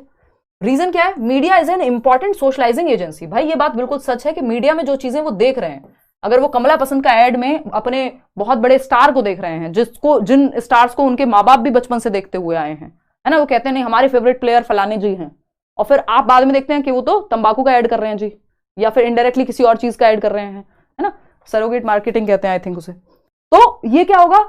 बच्चे पे इंपैक्ट डालेगा। ये media is an important socialising agency, इसीलिए हम कहते हैं कि भाई अडल्ट रेटेड मूवीज होती हैं, या 18 वर्ष से कम वाले के लिए मत दिखाओ, क्योंकि मीडिया जो है हमारे समाज को लेकर के, हमारे क्या तौर तरीके हैं, नियम कायदे कानून है, बहुत सारी चीजें हम वहां से सीखते हैं। तो ये बात सही है, both A and R are true. इसलिए क्रिटिकली इवेल्युएट कर पाए, बच्चे में क्रिटिकल थिंकिंग आ पाए कि वो खुद से सोचना सीखे क्या सही और क्या गलत है। इस चीज के लिए हम उसको प्रोत्साहित कर रहे हैं। तो दोनों बातें सही हो गई। क्वेश्चन नंबर 25 देखिएगा, अभी तो 25 सवाल और हैं, डटे रहिए, मस्त तरीके से क्वेश्चंस कर रहे हैं तो क्वेश्चन करेंगे, जो कंटेंट करेंगे मैराथन में तो कंटेंट करेंगे प्रॉपर। देखिएगा असर्शन क्या है, it is important to provide appropriate materials such as manipulative calculators, maths apps to students struggling with dyscalculia. वो बच्चे जिनको डिस्कैलकुलिया है, डिस्कैलकुलिया कैलकुलेशन से मतलब है गणन संबंधी विकार, लर्निंग डिसेबिलिटी है एक तरह की, तो उनको हम एप्स दे सकते हैं मैथ्स के जो उनके लिए कैलकुलेशन ईजी कर दें या उनको मदद कर दे कैलकुलेशन में। मैनिपुलेटिव कैलकुलेटर्स दे सकते हैं जो डिसलेक्सिक बच्चों के लिए कैलकुलेटर्स हेल्प करेंगे उन्हें, क्योंकि उनको गणना करने में वो न्यूरोलॉजिकली उनकी वायरिंग ऐसी है कि मैथमेटिक्स की कैलकुलेशन में उनको दिक्कत आएगी। डिसलेक्सिया वाला बच्चा है तो पढ़ने और लिखने में दिक्कत आएगी। तो ये बात सही है कि उसको आप हेल्प करेंगे उस चीज में, बिल्कुल सही है। रीजन क्या है, students having autism perform repetitive motor actions. ये बात भी सही है कि जिन बच्चों को ऑटिज्म होता है वो बार बार रिपीटेटिव एक्शंस करते हैं, स्टीरियोटिपिकल या रिकरिंग एक्शंस करते हैं, यानी स्वालीनता से जूझ रहे बच्चे गत्यात्मक क्रियाओं को बार बार दोहराते हैं। जैसे माय नेम इज खान याद कर लीजिए, वो एक उदाहरण हो सकता है, हालांकि उनको डिसेबिलिटी कोई और थी, कि वो बार बार सेम बात को रिपीट करते रहेंगे, हाथ या पैर जो भी मोटर एक्टिविटीज कर रहे हैं सेम बार बार करते रहेंगे, है ना, और सोशली उनको दिक्कत होती है इंटरेक्ट करने में। ठीक, तो ऑटिज्म के ये लक्षण हैं। अब ए भी सही है, आर भी सही है, बट यहां रीजन जो पूछा था वो इसका पूछा था कि डिस्कैलकुलिया वाले बच्चों को हम मैथ्स ऐप वगैरह दे दें, इसका रीजन क्या है। इन्होंने रीजन में कुछ और ही डाल दिया कि ऑटिज्म के बारे में बताने लग गए रीजन में। तो भाई ऑटिज्म के बारे में नहीं पूछा था, इसके बारे में पूछा था, डिस्कैलकुलिया के बारे में। लेकिन ऑटिज्म के बारे में आपकी बात सही है, यानी रीजन अपने आप में सही है, असर्शन अपने आप में सही है, लेकिन दोनों एक दूसरे के लिए सही नहीं है। क्या हो जाएगा, ब्रेकअप। मतलब both A and R are true but R is not the correct explanation of A. बात सही है नहीं है? तो ये 48% लोग कैसे ए जवाब दे रहे हैं भाई? ये अपने आप, ये दोनों आर सही व्याख्या करता है ए की। कहां से सही व्याख्या करता है? आर तो है ऑटिज्म के बारे में, स्वालीनता के बारे में, और ए किसके बारे में है? डिस्कैलकुलिया के बारे में है, गुणज वैकल्य के बारे में है। कहां से व्याख्या कर देगा? ये तो कुछ और बात हो रही है, ये कुछ और बात हो रही है ना। ये वैसी सी बात है कि जब आप बात कर रहे थे रामायण के बारे में, कोई आया और कहने लगा कि कोई भी एक तीसरी चीज कि वो कहानी घर घर की में क्या हो रहा है। अब बात चल रही थी किसी और चीज की, किसी और चीज के बारे में बात कि बताओ ये अलग ही दुनिया में व्यक्ति, तो ये वैसी सी ही बात हो गई। तो both A and R are true, ये अपने आप में सही है दोनों बातें, लेकिन आर जो है सही से व्याख्या नहीं करता ए की, तो बी ऑप्शन सही था यहाँ, ना कि ए। क्वेश्चन नंबर 26 देखिएगा, एक स्टेटमेंट क्या है? Teachers who believe that ability is not fixed and can be changed by putting in efforts are likely to motivate students to improve their performance at schools. यानी जो शिक्षक ये मानते हैं कि क्षमता निश्चित नहीं है, एबिलिटी कोई फिक्स्ड चीज नहीं है, अगर आप मेहनत करेंगे तो आप भी सीख जाएंगे। एबिलिटी क्या है? इंक्रीमेंटल है। ये क्वेश्चन हर बार घुमा फिरा के पूछा जा रहा है, एक सिंगल लाइन वाले में भी, असर्शन में भी, आज से 5 साल पहले भी पेपर होता था तब भी ये पूछा जाता था कि क्या शिक्षक की अपेक्षाएं बच्चे की मोटिवेशन लेवल पे प्रभाव डालती हैं। तो ये 100% सही है। अगर मैंने कह दिया तुमसे हो ही नहीं पाएगा तो कोई एक ही बच्चा होगा जो जिद्दी होगा, कहेगा मैं करके दिखाऊंगा। अदरवाइज ज्यादातर या normally as a normal human being बच्चे पे प्रभाव पड़ता है कि अगर मेरे टीचर ने कह दिया तुमसे कुछ नहीं होगा, तुम तो निकम्मे हो, वो पढ़ेगा ही नहीं। उसको लगेगा मैं तो हूं ही नहीं किसी काम का, उसकी सेल्फ एस्टीम के लिए वो अच्छा नहीं है, उसका खुद में ही विश्वास हिल जाएगा, उसकी मोटिवेशन लेवल 0। घर पे भी लोग कहते हैं तुम तो निकम्मे हो, स्कूल में भी कहते हैं निकम्मे हो, तो वो मान ही लेगा मैं निकम्मा ही हूं, है ना। तो जो टीचर की एक्सपेक्टेशन है बच्चे से, वो उसके मोटिवेशन के लेवल को प्रभावित करती है। ये बात एकदम सही है ना, कि अगर टीचर ये मानता है कि एबिलिटी तो फिक्स होती है, जो बच्चा इंटेलिजेंट है वो तो इंटेलिजेंट है और जो कमजोर है वो तो कभी आगे बढ़ ही नहीं पाएगा, वो तो कमजोर ही रहेगा, तुमसे ना हो पाएगा, ये एकदम गलत तरीका है। जबकि टीचर्स का व्यू ऑफ एबिलिटी कैसा होना चाहिए, अलग अलग क्वेश्चन भी इस पे आए हुए हैं। व्यू ऑफ एबिलिटी, आप एबिलिटी को कैसे देखें कि एबिलिटी यानी क्षमता क्या होती है, तो टीचर्स को देखना कैसे चाहिए? इंक्रीमेंटल होती है, यानी अगर आप एफर्ट करेंगे तो आपकी जो क्षमता है वो बढ़ जाएगी। अगर आप मेहनत ही नहीं कर रहे तो कहां से कुछ होगा। और अगर हम बात करें एबिलिटी एज फिक्स्ड की, कुछ लोग ये मानते हैं एबिलिटी स्टैटिक है, फिक्स्ड है। ये बात एकदम खतरनाक है कि एबिलिटी फिक्स्ड है। फिर ऐसे लोग क्या कहेंगे कल को कोई सक्सेसफुल होगा मेहनत करके कि भाई किस्मत से हो गया होगा, फलाना हो गया होगा, इनकी तो किस्मत ही अच्छी थी, मेहनत तो बहुत लोग करते हैं, व्हाटएवर। जबकि एबिलिटी को हम अगर इंक्रीमेंटल मान रहे हैं तो हम ये कहेंगे यार हमारी क्षमता बढ़ सकती है, बाकी चीजों पे मेरा कंट्रोल नहीं है, लेकिन क्षमता बढ़ाई जा सकती है एफर्ट करके। तो ये बात तो सही है। रीजन क्या है? Motivation is link to beliefs teachers have about abilities of students. भाई बच्चे की मोटिवेशन लिंक होती है जो टीचर का बिलीफ है बच्चे के बारे में। अगर टीचर सोचता है तुम अच्छा करोगे, तुम मेहनत करोगे, है ना, तुम करो अच्छे से तैयारी। मेरे को याद है 12th में 2 टीचर्स ने कहा था कि हिमांशी मैथ्स में बहुत अच्छा करेगी, हालांकि मैंने बहुत अच्छा नहीं किया क्योंकि मुझे एग्जाम एंग्जाइटी का बहुत ज्यादा सामना करना पड़ गया था। 40 नंबर का पेपर मेरा हो नहीं पाया था, कुछ तो ड्रामा हुआ था। तो लेकिन मैंने मेहनत बहुत ज्यादा की थी, मतलब काफी अच्छी मेहनत की थी। तो जो सर जहां मैं ट्यूशन पढ़ती थी उन्होंने भी कहा था हिमांशी तेरे 100 में से 100 भी आ सकते हैं, तेरा दिमाग भी ठीक चलता है, तेरा हाथ भी ठीक चलता है, मतलब स्पीड ठीक थी सॉल्व करने की क्वेश्चंस। ऐसे जो हमारे स्कूल के टीचर थे वो बोर्ड पे भी क्वेश्चन अगर सॉल्व करा रहे होते थे प्री बोर्ड से पहले, तो वो मैं कर देती थी। और भी बच्चे होंगे जो 2-4 बच्चे जो ज्यादा पढ़ रहे थे वो कर देते होंगे। तो उन्होंने कहा था हिमांशी तेरे 80+ आएंगे, ठीक है ना। तो ये क्या हुआ, अब हिमांशी का कॉन्फिडेंस बढ़ेगा इस बात से कि हाँ यार मेरी तैयारी अच्छी है, मैंने तो इंटीग्रेशन फलाना ढिमकाना मुश्किल सवाल सॉल्व कर देती हूँ। लेकिन मतलब इसका मतलब ये चीज हेल्प करेगी कि मेरे टीचर्स की जो एक्सपेक्टेशन है मुझसे वो अच्छी है, तो मेरा मोटिवेशन का लेवल बढ़ जाएगा, मैं बेहतर वो पेपर कर पाऊंगी, ठीक है ना। तो यहां पे क्या हुआ, मोटिवेशन, हालांकि वो बात अलग है कि एग्जाम के दिन जो है इमोशंस जो है वो हावी हो गए, मतलब एंग्जाइटी इस रिजल्ट को लेकर के बहुत ज्यादा दिमाग में शायद चीजें रही होंगी। अब समझ में आता है, जब हम कॉग्निशन इमोशन पढ़ेंगे तब आपको समझ में आएगा।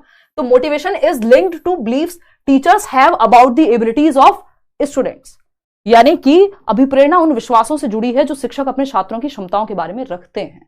टीचर की एक्सपेक्टेशन का फर्क पड़ता है बच्चे पे, कुल मिला के बात ये है, ठीक। तो दोनों ही बातें यहां सही हैं, दोनों ही बातें सही हैं। कि इसलिए टीचर को क्या सोचना चाहिए कि भाई कोई बात नहीं, अभी इतने नंबर आ रहे हैं, बेहतर हो जाएंगे। मैं हमेशा यही कहती हूँ कि अगर आप ठीक से पढ़ रहे हो, समझ में आ रही हैं चीजें, तो प्रैक्टिस करते करते हो जाएगा ना बेटर। तो A option is the right answer. आगे बढ़ेंगे क्योंकि टीचर की बातों का फर्क पड़ेगा बच्चे पे। कोई टीचर अगर ये करे अरे तुम तो गधे हो, तुम तो रिक्शा ही चलाओगे, अब ये खतरनाक टीचर थे पुराने जमाने के, ये एकदम खराब तरीका है एक टीचर का, ये रिस्पॉन्सिबल बिहेवियर बिल्कुल नहीं है ना।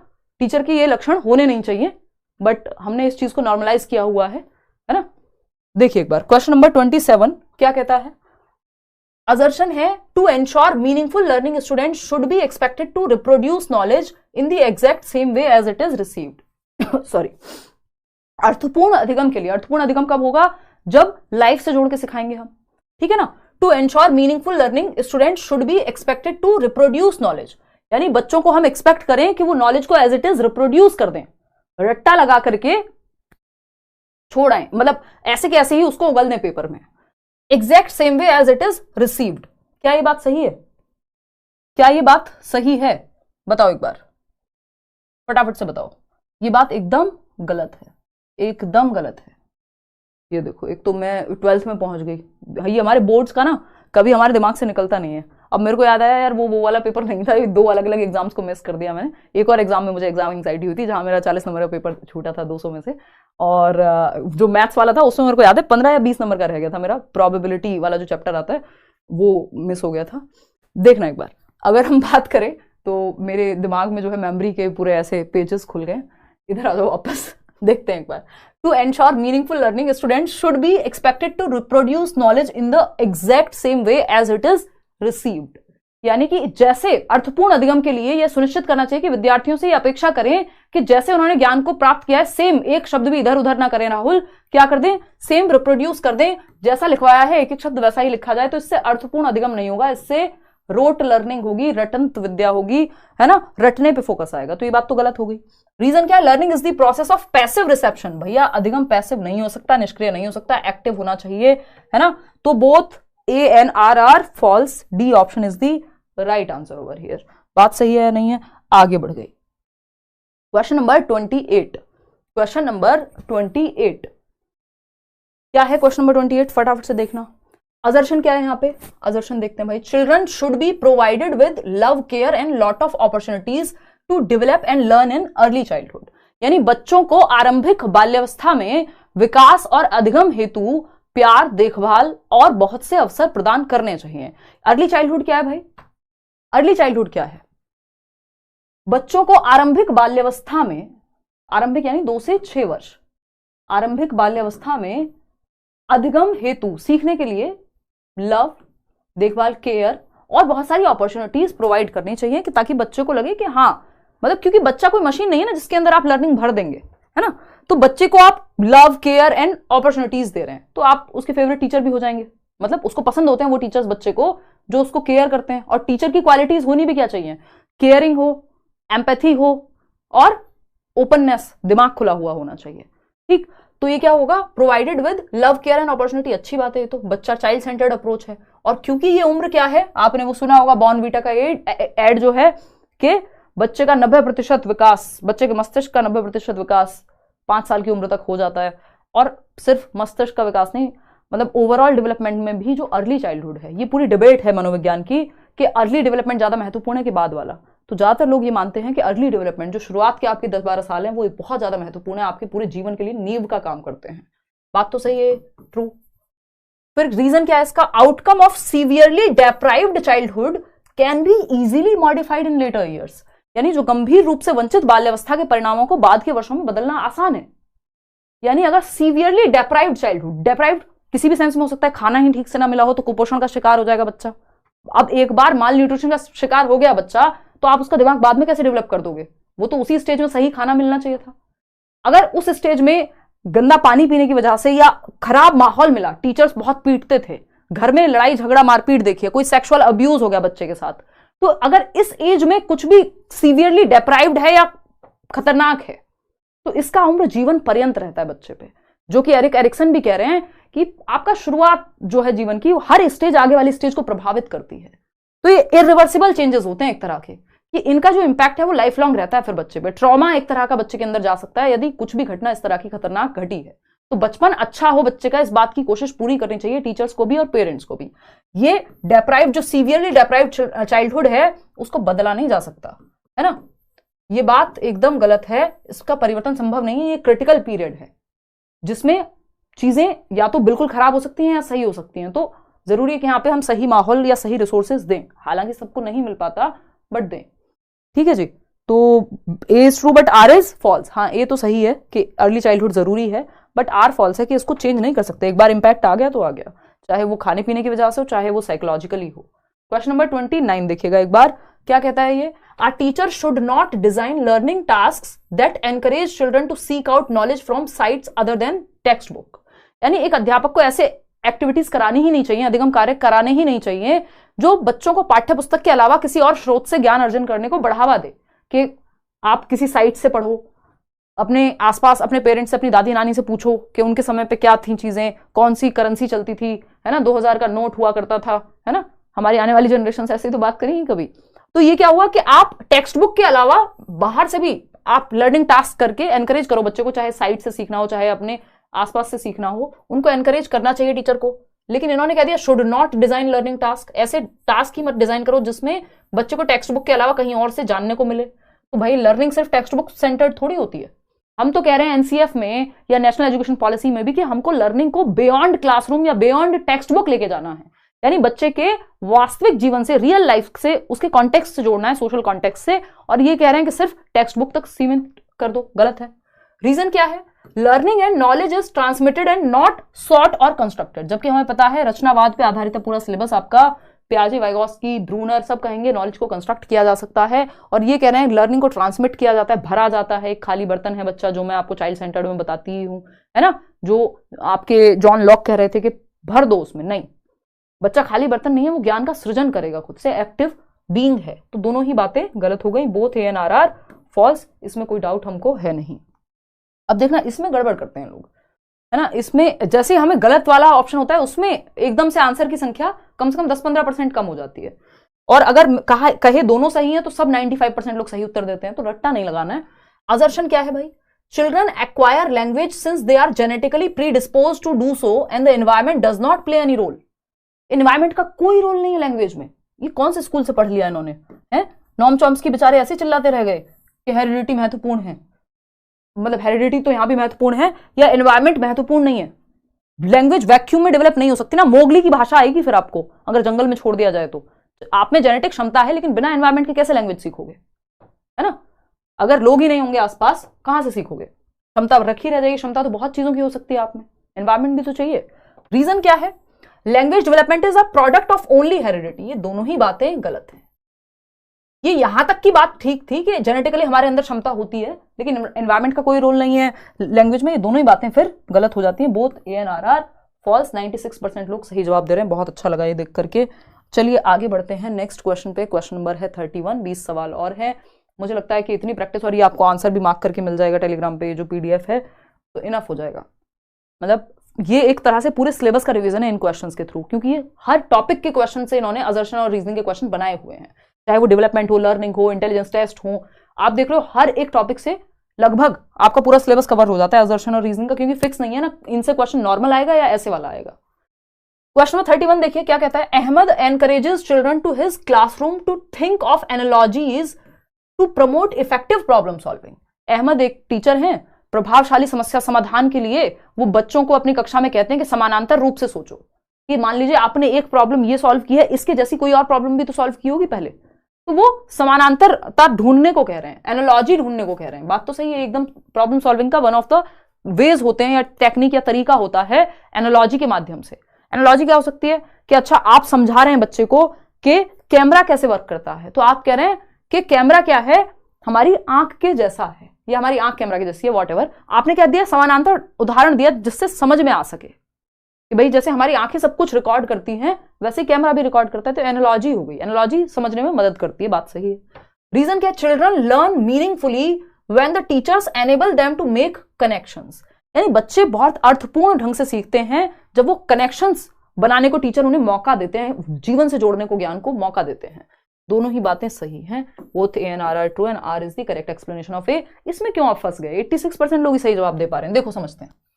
अहमद प्रभावशाली समस्या समाधान के लिए, अच्छे से बच्चा प्रॉब्लम को सॉल्व कर पाए उसके लिए उसको कह रहे हैं कि समानांतर रूप से सोचने को। कोई और प्रॉब्लम भी तो ऐसी आई होगी आज से पहले, जब पहले कभी बचपन में साइकिल की चेन उतरती थी तो कैसे ठीक करते थे, अब बाइक में भी कोशिश कर रहे हो उस तरह से कुछ और हो जाए, तो कोशिश एक बढ़ावा मिलेगा बच्चे को, बात सही है। बच्चे सार्थक तरीके से तब सीखते हैं जब अध्यापक उन्हें मौका दे कि वो पहले से जो जानते हैं उससे संबंध बनाए, यानी जो वो ऑलरेडी जानते हैं, जो घटना पहले आई थी उनके सामने, जो सिचुएशन, उसी का इस्तेमाल करें नई सिचुएशन में, यानी एनालॉजी। पुराने और नए में अगर कुछ समानता है तो एनालॉजी कह रहे हैं। इसी तरह से प्रीवियस नॉलेज और न्यू नॉलेज में या न्यू प्रॉब्लम के सामने अगर कुछ समानता है उसको ढूंढें तो समस्या का समाधान निकल जाएगा। दोनों बातें सही हैं। आगे बढ़ते हैं नेक्स्ट क्वेश्चन पे। क्वेश्चन नंबर क्या है, 32। देखिएगा 32nd क्वेश्चन क्या कहेगा। Apart from academic concepts children learn a lot of skills as well as values and beliefs in schools, यानी बच्चे स्कूलों में एकेडमिक कॉन्सेप्ट्स के अलावा, एकेडमिक कॉन्सेप्ट्स क्या हैं, जो हम कहां से सीख रहे हैं, किताबों से पढ़ रहे हैं, चाहे वो अलग अलग हमारे सब्जेक्ट्स हो, ठीक है ना। क्लियर है, एक मिनट रुको यार मैं देख लूं आप में से कोई कुछ तो कह रहा है। बहुत बढ़िया, कोई कह रहा है समझ नहीं आ रहा है, क्वेश्चन आसान है कि तैयारी ठीक है। तैयारी ठीक है यशी, क्वेश्चन इसी लेवल के आएंगे। कोई एक आध क्वेश्चन रेयर होता है, इन क्वेश्चंस में 50 में से मुश्किल से आपको 5 क्वेश्चन मिलेंगे जो आपको सच में मुश्किल लगे। अगर सारे क्वेश्चन मुश्किल लग रहे हैं तो भी दिक्कत है। तो ये बैलेंस्ड एकदम वो है अप्रोच, ठीक है ना। ये आपने प्रैक्टिस इनफ की हुई है, क्योंकि मैंने नए पुराने सब मिक्स करके क्वेश्चंस आपके सामने हैं, ज्यादातर क्वेश्चंस पूछे जा चुके हैं। देखिएगा असर्शन क्या है, apart from academic concepts children learn a lot of skills as well as values and beliefs in schools, यानी सिर्फ पढ़ाई नहीं करते, सिर्फ किताबों की बातें नहीं सीख रहे हैं वो, जबकि बहुत सारी वैल्यूज स्कूल में, मान लीजिए स्कूल में भोजन मंत्र होता था हमारे यहाँ जब मैं बुलंदशहर में थी, तो वो भोजन को लेके एक वैल्यू डेवलप हो गई कि भाई खाना महत्वपूर्ण है ना, हमारे लिए खाना महत्वपूर्ण है और उसको हमें ग्रेटफुल होना चाहिए जब हमारे सामने प्लेट में खाना हो। तो ये क्या एक वैल्यू है, या सच बोलना क्या है, एक वैल्यू है। फैमिली से भी हो सकती है, स्कूल से भी डेवलप हो सकती है। बिलीव्स इन स्कूल्स, जो विश्वास है ना, वो इतनी शक्ति हमें देना दाता, आजकल इंटरनेट पे चल रहा है ना वो मीम टाइप कुछ, तो उसमें आता है कई बार कि अब समझ में आ रहा है कि इतनी शक्ति हमें देना दाता क्यों गाते थे स्कूल में। तो ये क्या है, वैल्यू एक तरह की इंस्टिल हुई है, या बिलीफ स्कूल से हमारे अंदर इंस्टिल हुआ है, ठीक। तो ये स्कूल में सिर्फ पढ़ाई नहीं होती, ये सारे ये जो सोशलाइजेशन की टेक्निक्स हैं वो भी हम सीखते हैं, बात तो सही है। फिर आता है reason, schools are a secondary but important agency of socialisation of children, यानी स्कूल सामाजिकरण की एक द्वितीयक कारक है, यानी सेकेंडरी एजेंट है सोशलाइजेशन का। परिवार के बाद आता है प्राइमरी फैमिली है, फिर स्कूल है सेकेंडरी, बट महत्वपूर्ण है क्योंकि आप बहुत सारे लोगों से मिल रहे होते हो स्कूल में, बहुत सारी चीजें आप स्कूल में सीखते हो। वेरी इंपॉर्टेंट है school, family primary but secondary है स्कूल, लेकिन महत्वपूर्ण है स्कूल भी। तो ये क्या हुआ, दोनों बातें सही है। Both A and R are true and R is the correct explanation of A. 91% लोग सही उत्तर दे रहे हैं। आगे बढ़ रहे हैं, नेक्स्ट क्वेश्चन 33 क्या है भाई, ये पढ़ो फटाफट से। क्वेश्चन नंबर 33 है, ए स्टेटमेंट है, a teacher discusses with her class 6th students norms and rules for having meaningful classroom discussions. एक शिक्षिका है जो अपनी 6ठी कक्षा के विद्यार्थियों के साथ सार्थक अधिगम यानी मीनिंगफुल लर्निंग, यानी एक्टिविटी सेंटर्ड क्लासरूम रहे पे चर्चा करने के लिए मानदंडों और नियमों पर चर्चा कर रहे हैं कि क्या रूल्स होने चाहिए कि हम मीनिंगफुल लर्निंग कर पाए, कि ग्रुप में सीखें एंड ऑल। चलो अच्छी बात है, कोई दिक्कत नहीं है। पर रीजन क्या है इसका? Teacher should always be in control in the class and dictate classroom rules without consulting the students. यानी शिक्षक को हमेशा कक्षा में नियंत्रण रखना चाहिए और विद्यार्थियों से परामर्श किए बिना नियमों को निर्देशित किया जाना चाहिए। जबकि यहाँ पे बात हो रही थी कि रूल्स क्या हो क्लासरूम में, कैसे मीनिंगफुल लर्निंग हो, बच्चे सीखें भी, अपने अनुभव भी बताएं, लेकिन शोर शराबा भी बहुत ज्यादा ना हो जाए कि क्लास कंट्रोल ही ना हो पाए। ये इतनी चर्चा करना अच्छी बात थी, ये क्या था? सही था। लेकिन इन्होंने कह दिया बच्चों से सलाह ही मत करो रूल बनाने से पहले, टीचर डिक्टेटर हो जाए, तानाशाह हो जाए। जबकि टीचर को डिस्कशन के साथ चीजें करनी है, टीचर सेंटर्ड नहीं है क्लासरूम, चाइल्ड सेंटर्ड रहनी चाहिए। तो ए तो सही है बट आर फॉल्स है, जो कि आप में से 72% लोग सही उत्तर दे भी रहे हैं।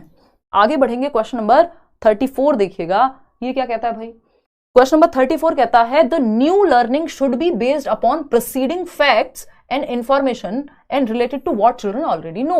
यानी जब आप कुछ भी नया सिखा रहे हैं, जो न्यू नॉलेज है, नया चैप्टर है, नया ज्ञान है, should be based upon preceding facts, previous knowledge, old knowledge, पूर्व ज्ञान पे आधारित होनी चाहिए। जोड़ करके पढ़ाएं जब भी नया पढ़ाएं। बिल्कुल सही बात है, ये तो नोन टू अननोन जाना, ज्ञात से अज्ञात जाना, बिल्कुल फैक्ट है, ये तो ट्रू है। रीजन क्या है? Children learn in a spiral and not a linear way. Spiral का मतलब क्या है? जो स्पाइरल करिकुलम भी दिया है किसने? जेरोम ब्रूनर ने, कि कैसे एक क्लास से जुड़ी हुई होती है नेक्स्ट क्लास में। अगर आपने 6th की नहीं 7th में पहुंच गए सीधा, तो कुछ चैप्टर्स ऐसे होंगे जो 6th में पढ़ाए गए थे, उनसे कनेक्ट करके पढ़ाया जाएगा आपको। तो लर्निंग स्पाइरल होती है जो प्रीवियसली एक दूसरे से चीजें जुड़ी हुई होती है ना। तो नॉट अ लीनियर, ये कोई स्ट्रेट नहीं है 2 + 2 4, नहीं, स्पाइरल होगी, चाहे वो लर्निंग हो, डेवलपमेंट हो, ये सारी सोशलाइजेशन हो, ये कॉम्प्लेक्स प्रोसेसेस हैं। तो both A and R are true. आगे बढ़ेंगे नेक्स्ट क्वेश्चन पे। क्वेश्चन नंबर है 35। क्या कहता है क्वेश्चन नंबर 35? फटाफट से देखेंगे। ये कहता है, स्टेटमेंट है A, teachers should ask questions that facilitate students to establish relationship between that they are expected to learn and what they already know. Again same बात, जो उनको आता है और जो सीखने जाने वाले हैं या सिखाने वाले हैं जो आप उनको क्लासरूम में, दोनों को क्या कर दें? रियलिया करा दूंगी मैं, don't worry. Realia basically real objects का यूज होता है क्लासरूम में, कि अगर मैंने बॉटल के बारे में बात की तो मैं बॉटल भी दिखा दिया आपको, ये लेकर के आ गई, है ना। ये हम इंग्लिश में पढ़ेंगे, ठीक है ना, इंग्लिश पेडागोजी के मैराथन में। वो होगी 17 तारीख को। 13 को शाम को 7 बजे है आपकी CDP की मैराथन। फिर आपकी 15 को रहेगी, उसको शायद 9 बजे रखूंगी मैं। 15 को रहेगी एक दिन छोड़ के आपकी हिंदी पेडागोजी की मैराथन, और 17 को रहेगी इंग्लिश पेडागोजी की मैराथन। 3 मैराथन लेनी है, ठीक है ना। रीजन क्या है? Prior knowledge doesn't play any role in learning of new concepts. यानी जो पूर्व ज्ञान है उसका कोई रोल नहीं है। ये तो एकदम खराब बात हो गई। और यहां पे हम कह रहे थे कि पूर्व ज्ञान से जोड़ के पढ़ाओ जो भी नया पढ़ा रहे हो, ये तो सही था। तो ए तो सही है लेकिन आर गलत है। A is true but R is false. सही बात है, 87% लोग। अब तो आप बढ़िया आंसर देने लग गए हो। तो ये दिमाग को इस दिशा में चलाना है कि इस तरह के क्वेश्चन से जब तक आप बचते रहे तब तक नहीं होंगे सॉल्व। जैसे बचना छोड़ा, पढ़ के समझने की कोशिश की, सॉल्व होने शुरू हो गए। असर्शन की अगर हम बात करें, a teacher should teach each science concept assuming students know nothing. यानी एक शिक्षक को जब वो विज्ञान या साइंस पढ़ा रहे हैं तो हर एक कॉन्सेप्ट को ऐसे पढ़ाना चाहिए कि बच्चे को कुछ नहीं आता पहले से, उनको जानते ही नहीं है, वो तो कुछ खाली बर्तन है। जबकि ऐसा पॉसिबल नहीं है। बच्चा एक्टिव है, उसके प्रीवियस नॉलेज पूर्व ज्ञान से जोड़ के नए ज्ञान को पढ़ाइए। कुछ तो पता ही होगा, जोड़िए, ज्ञात से अज्ञात, नोन टू अननोन ले जाइए। आप तो कह रहे हैं बच्चों को कुछ पता ही नहीं है। Science is an abstract subject with no clear interconnectedness between scientific concepts. यानी जो वैज्ञानिक अमूर्त विषय है, एब्स्ट्रैक्ट कॉन्सेप्ट है, चलो मान लिया कुछ हद तक है, जिसमें वैज्ञानिक अवधारणाओं के बीच कोई स्पष्ट अंतर संबंध ही नहीं है। यानी जो साइंटिफिक कॉन्सेप्ट है उनमें कोई इंटरकनेक्टेडनेस नहीं है। ऐसा तो पॉसिबल नहीं है। एक चैप्टर दूसरे चैप्टर से, एक कॉन्सेप्ट दूसरे चैप्टर कॉन्सेप्ट से जुड़ा होता है लगभग हर ही सब्जेक्ट में। तो ऐसा तो पॉसिबल नहीं है। ये बात तो गलत हो गई। तो ए तो सही था नहीं, ए भी कहां सही था? ए भी कह रहा था कि बच्चों को कुछ नहीं आता, ये मान लो। तो both A assertion and reasoning are false. D option is the right answer. 88% लोग सही जवाब दे पा रहे हैं। आगे बढ़ेंगे क्वेश्चन नंबर 37 पर। ये क्या कहता है भाई? क्वेश्चन नंबर 37 कहता है, to develop critical thinking in learners, a teacher brings several newspapers mentioning the same news and encourage students to discuss it in groups. यानी बच्चों में समालोचनात्मक चिंतन, 21st सेंचुरी स्किल्स, 21वीं शताब्दी का कौशल में से एक कौशल है क्रिटिकल थिंकिंग, जो आपकी नेशनल एजुकेशन पॉलिसी जिस पे बहुत जोर दे रही है। आपके पेपर में कई क्वेश्चन भर भर के आ रहे हैं अब सीटेट में क्रिटिकल थिंकिंग से। तो क्रिटिकल थिंकिंग की जब हम बात कर रहे हैं तो टीचर को क्रिटिकल थिंकिंग को बढ़ावा देना है क्लासरूम में। इसलिए वो कई सारे न्यूज़पेपर के आर्टिकल सेम न्यूज पे, मान लीजिए कोई घटना घटी है, अभी रिसेंटली क्या चल रहा था, वो हिट एंड रन वाला, तो उस पे आपने 70 लोगों के, मतलब 70 तो ज्यादा हो जाएगा, 7 या 5 या 3 न्यूज़पेपर की रिपोर्ट पढ़ी। कि वही न्यूज आपने 3 अलग अलग न्यूज पेपरों में पढ़ी, या वही न्यूज अगर आपने 3 अलग अलग न्यूज चैनल्स पे भी देखी, तो भी आपको पता लगेगा 3 अलग अलग दृष्टिकोण प्रकट हो रहे हैं। ये फलाना चैनल कुछ और कह रहा होगा, ये कुछ और कह रहा होगा, ये कुछ और कह रहा होगा, है ना। तो ये क्या हुआ, बच्चे को अलग अलग पहलू मिलेगा कि उसको समझ आएगा कि क्या ऑब्जर्व कर पाएगा। एक तो वो, उसके पास डेटा आएगा, एविडेंस के आधार पर, जो भी उसके पास उस टाइम के लिए एविडेंस है उसके आधार पर वो सोच पाएगा क्या सही है क्या गलत है, यानी मल्टीपल पर्सपेक्टिव्स मिलेंगे जो कि सही है। डाइवर्जेंट थिंकिंग कर पाएगा वो। Text book can be the only source of knowledge in a middle grade. ये एकदम खराब तरीका, किसी भी क्लास में सिर्फ टेक्स्ट बुक या सिर्फ कक्षा की जो किताब है, जो पाठ्य पुस्तक है, पाठ्य पुस्तक is one of the resources, बहुत सारे रिसोर्सेज में से एक रिसोर्स है, ना कि एकमात्र रिसोर्स है। इज नॉट द ओनली या should not be the only resource in the classroom, text book जो है। तो ए तो सही था, बट आर जो है वो गलत हो गया। तो 79% लोग सही जवाब इसका दे पा रहे हैं। क्वेश्चन नंबर 38 देखिए आप और जवाब दीजिए। देखिएगा फटाफट से।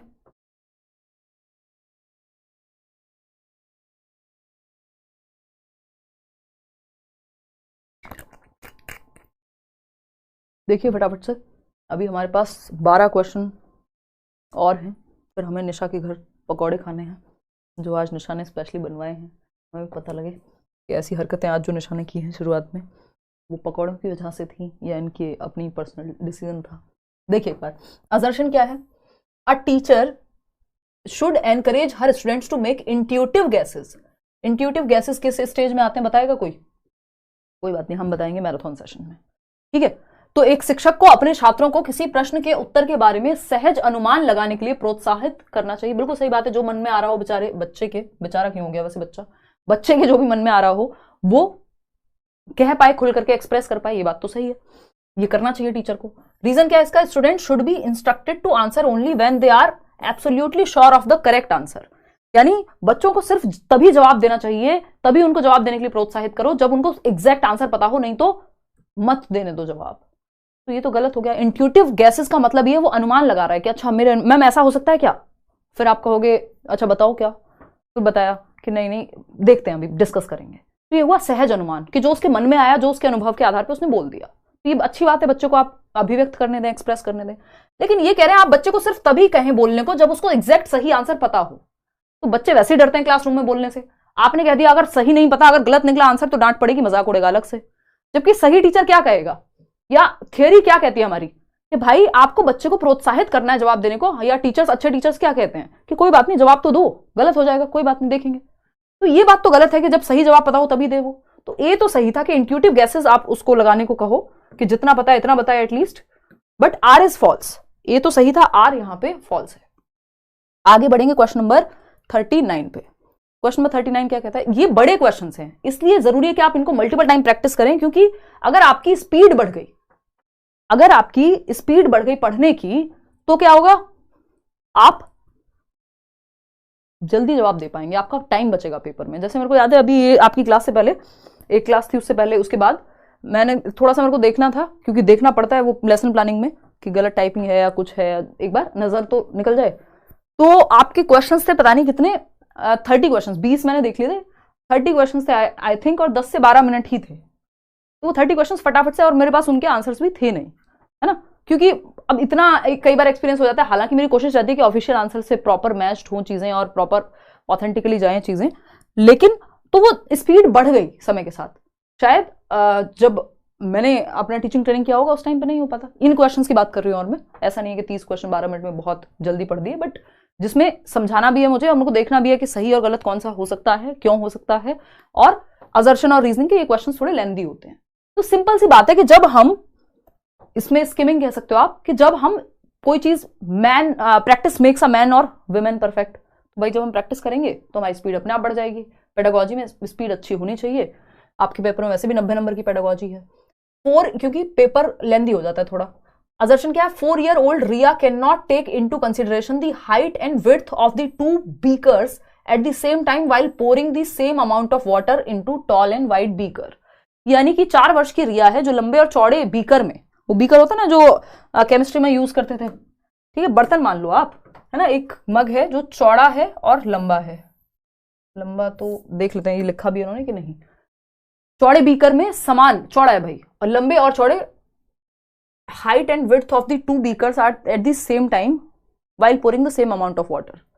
अच्छा, एक लंबा है और एक चौड़ा है, जो कि प्याजे के एक्सपेरिमेंट में हमेशा आता ही है ना, कि एक चौड़ा बर्तन है और एक लंबाई में ज्यादा है बर्तन लेकिन चौड़ाई कम है। ठीक, इस ग्लास से इस ग्लास में मान लो पानी बराबर ही है, 200 ml ही है ना, पानी दोनों में 200 ml ही है, लेकिन जब इससे पोर किया इस लंबे ग्लास में तो उसको लगा लंबे ग्लास में पानी ज्यादा है, मतलब लैक ऑफ कंजर्वेशन या लैक ऑफ डिसेंट्रेशन, वो डिसेंटर नहीं कर पा रही है। ठीक है ना, विचार नहीं कर सकती। इसका मतलब कौन सी उम्र में होगी बच्ची? 2 से 7 वर्ष में। प्री ऑपरेशनल स्टेज है, लैक ऑफ कंजर्वेशन, संरक्षण की कमी है। रीजन क्या है इसका? Riya is at pre operational stage of cognitive development as per Jean पियाजे। बिल्कुल फैक्ट है, यही बात तो हम कर रहे थे भाई। ऐसा क्यों नहीं कर पा रही? क्योंकि वो प्री ऑपरेशनल स्टेज में है। तो both A and R are true and R is the correct explanation of A. ठीक है ना, आगे बढ़ गए, आगे बढ़ते हैं, मतलब क्वेश्चन नंबर 40 देखिएगा। क्वेश्चन नंबर 40 देखिएगा, 10 सवाल और हैं, फटाफट से बताओ इसका जवाब। हाँ, practice makes a person perfect, बिल्कुल कह सकते हो मधु, है ना।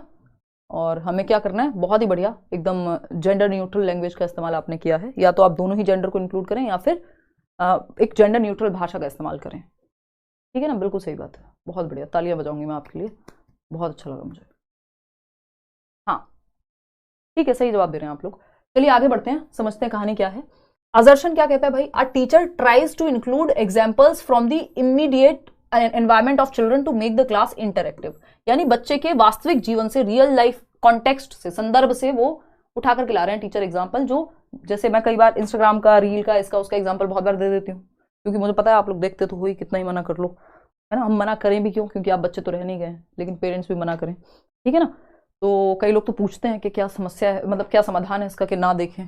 तो खैर, या कोई मूवी आई हुई है रिसेंट, तो उसके एग्जाम्पल्स आपको बहुत बार मिल जाएंगे मेरे सेशंस में। क्यों? क्योंकि हमें पता है कि भाई आपके परिवेश से जो आप कर रहे हैं वो एग्जाम्पल देना जरूरी है, रियल लाइफ से जुड़ जाएंगी चीजें। तो ये बात सही है। Socio cultural context plays an important role in learning. भाई सामाजिक अधिगम, सामाजिक सांस्कृतिक संदर्भ, जिस समाज जिस संस्कृति में हम रह रहे हैं उसके एग्जाम्पल्स से या उसके एस्पेक्ट से जोड़ना चाहिए लर्निंग को, तब हम बेहतर समझ पाएंगे, क्योंकि हमारी रियल लाइफ से जुड़ जाएगी। बात तो सही है। अब आपको कोरियन किसी मूवी का एग्जाम्पल दें जो मैंने ही खुद देखी आज, कि मैं एक एग्जाम्पल निकाल के लाऊंगी इसलिए मैंने मूवी देखी, और आपको आकर के कोरियन मूवी का कोई एग्जाम्पल दिया जो ना आपने देखी थी और मैंने भी पहली बार देखी थी, तो वो क्या हुआ? सोशियो कल्चरल कॉन्टेक्स्ट से एकदम खराब हो गई। हमारे संदर्भ में हम बॉलीवुड मूवीज ज्यादा देखते हैं, ज्यादातर लोग भारत में, तो क्या होगा? हिंदी मूवीज ज्यादा देखते हैं, तो वही एग्जाम्पल ज्यादा काम का है ना। अब कोरिया में जाके कोई हिंदी की मूवीज का एग्जाम्पल देगा तो कोई बहुत फेमस मूवी हुई तो समझ आ जाएगा, नहीं तो नहीं।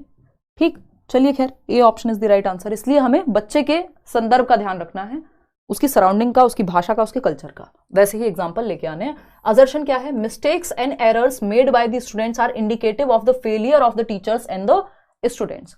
छात्रों द्वारा की गई गलतियां और त्रुटियां शिक्षकों और छात्रों की विफलता का संकेत हैं। यानी बच्चे से गलती हुई है या क्लासरूम में जो भी गलतियां हो रही हैं या फेलियर, किसी वजह से बच्चे फेल हो रहे हैं, तो वो टीचर और स्टूडेंट दोनों की मिस्टेक है, फेलियर है टीचर और स्टूडेंट का। अगर त्रुटि हो रही है, एरर्स कमिट हो रहे हैं, तो वो टीचर और बच्चा दोनों फेल हो गए उसमें। देखो, गलतियां होने से कोई फेल नहीं होता, गलतियां सीखने का हिस्सा है, ना तो टीचर ना student. Errors are the part of learning. Children, ऐसा कोई व्यक्ति नहीं मिलेगा जो सीखता हो या किसी ने कुछ भी सीखा हो, है ना। माय मेंटर यूज्ड टू से दिस कि किसी ने कुछ सीखा हो और कभी गलती ना की हो, ये पॉसिबल नहीं है ना। दीपक सर देखिएगा एक बार, रीजन की अगर हम बात करें, children do not have the ability to think on their own and need to be constantly instructed to ensure learning।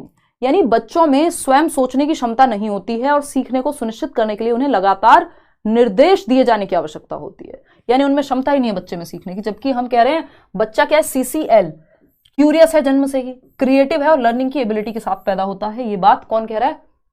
Child centred education का शॉर्ट फॉर्म मैंने आपको बना के दिया हुआ है। तो both A and R are false हो गए यहाँ पे, तो डी ऑप्शन गलत हो गया, सिंपल बात।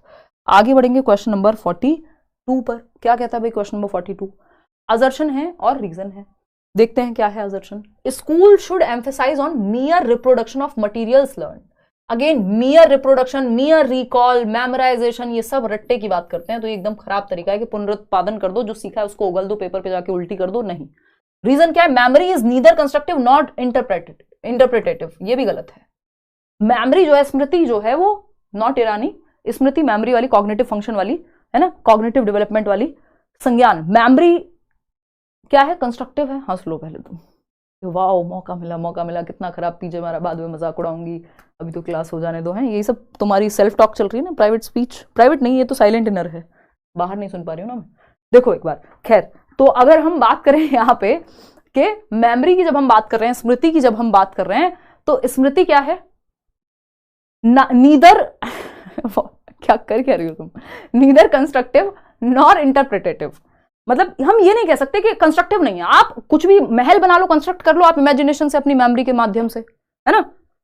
मुंगेरी लाल के हसीन सपने बनाओ, और इंटरप्रिटेटिव भी आप इंटरप्रेट कर सकते हो, अगर कोई मेमोरी है उसको बता सकते हो आप इंटरप्रेट करके। तो ये दोनों ही बातें गलत हैं, both A and R false. बात सही है या नहीं है, क्लियर है बात, कोई दिक्कत परेशानी दर्द समस्या, बोथ आर रॉन्ग बिल्कुल। डियर डेविल्स नाम है किसी का, बहुत ही बढ़िया जी, डियर डेविल्स तो सुना था एक टाइम पे हमने। चलिए क्वेश्चन नंबर 43 देखिए, 5-7 सवाल हैं, इनको भी करते हैं फटाफट से। क्या कहता है ये क्वेश्चन नंबर 43, कहता है a teacher should motivate students to learn for understanding the concept. बिल्कुल सही बात है कि एक शिक्षक को किसी कॉन्सेप्ट को, अवधारणा को, किसी संप्रत्यय को समझने के लिए छात्रों को प्रेरित करना चाहिए कि भाई कॉन्सेप्ट समझो, मजा आएगा समझ के। सही बात है।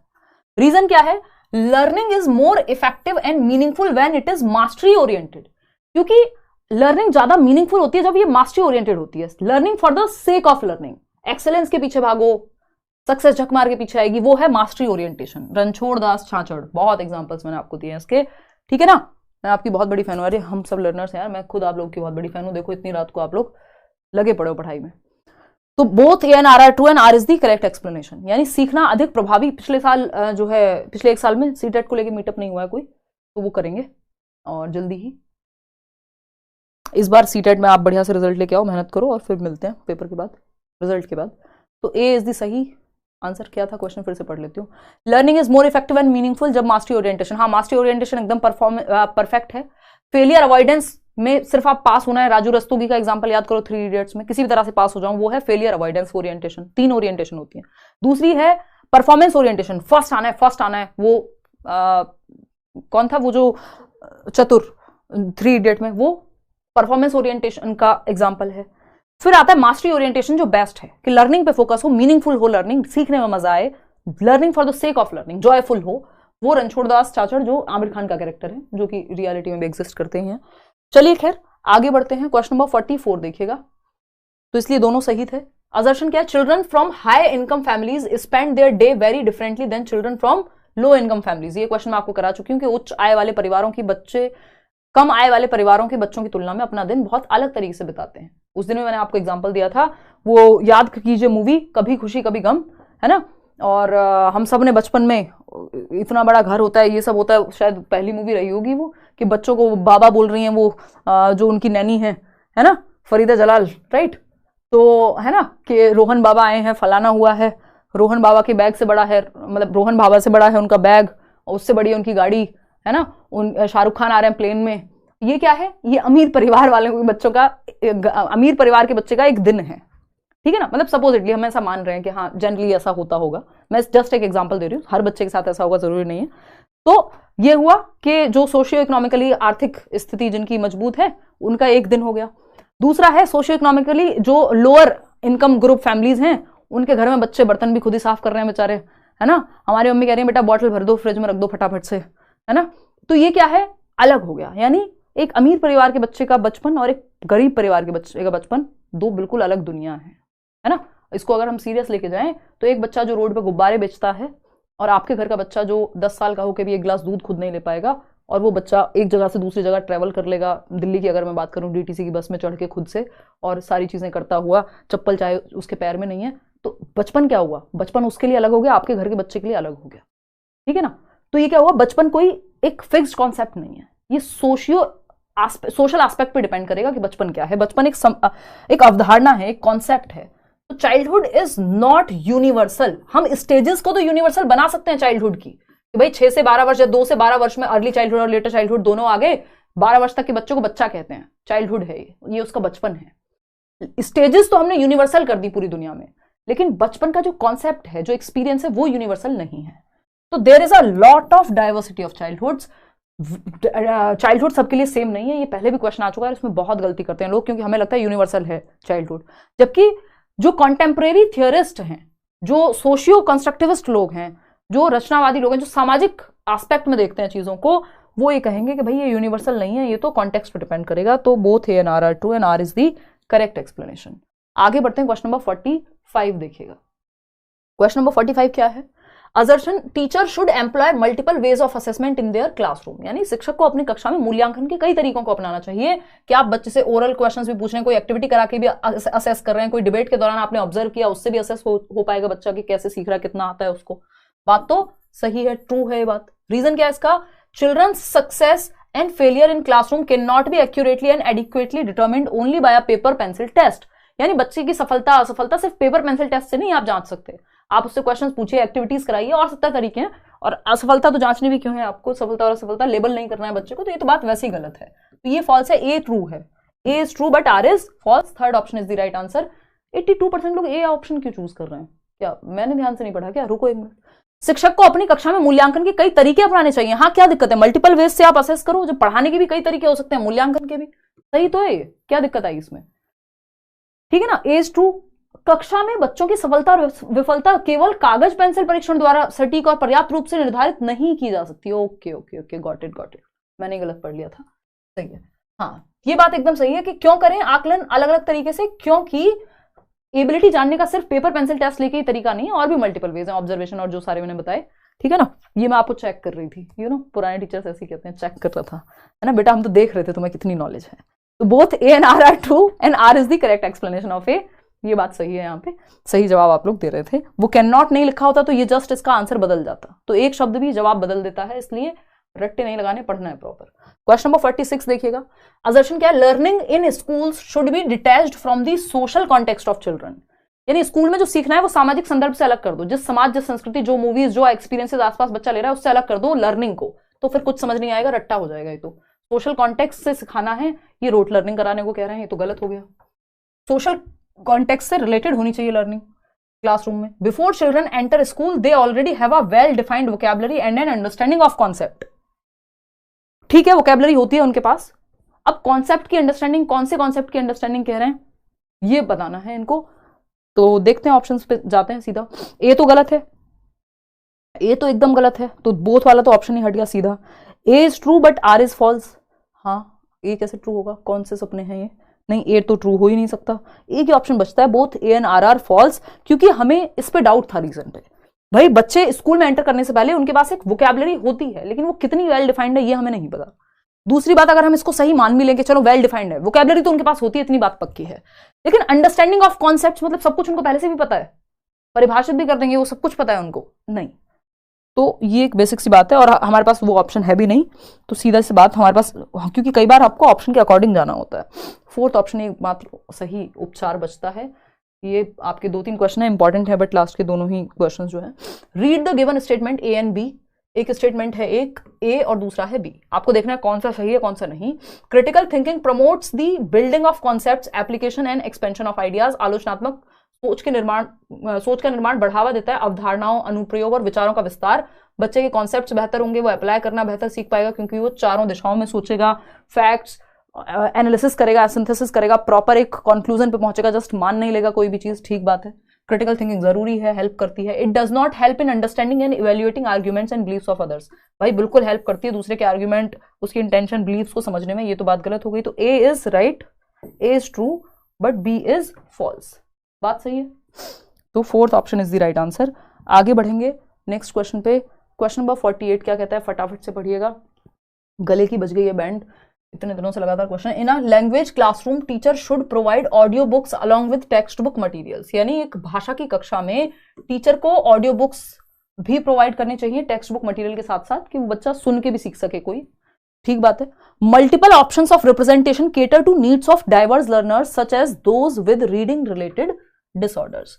यानी जो मल्टीपल तरीके हैं सिखाने के, वो सभी बच्चों के लिए हेल्पफुल होते हैं। ऐसे बच्चों को भी मदद मिल जाएगी जिनको सुनने में दिक्कत है, रीडिंग रिलेटेड डिसऑर्डर है, या पढ़ने में दिक्कत है, डिसलेक्सिया है, तो वो सुन के सीख जाएंगे। तो मल्टीपल वेज हमेशा अच्छे होते हैं, यूनिफॉर्म या सिंगल वे से, है ना।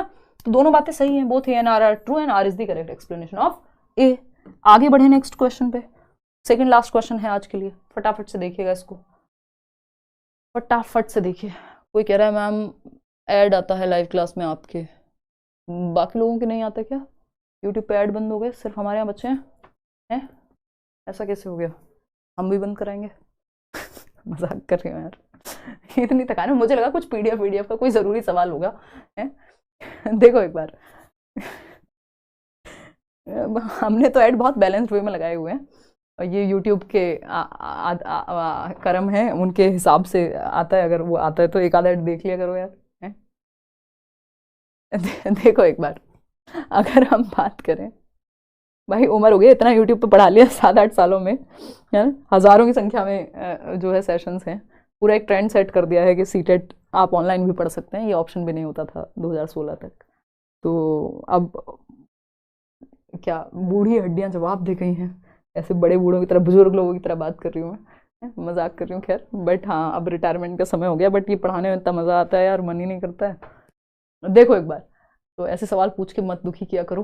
देखो एक बार क्वेश्चन में ऑप्शन नंबर 4 देखो यार, अगर हम बात करें असर्शन की, a teacher should not cater to individual differences.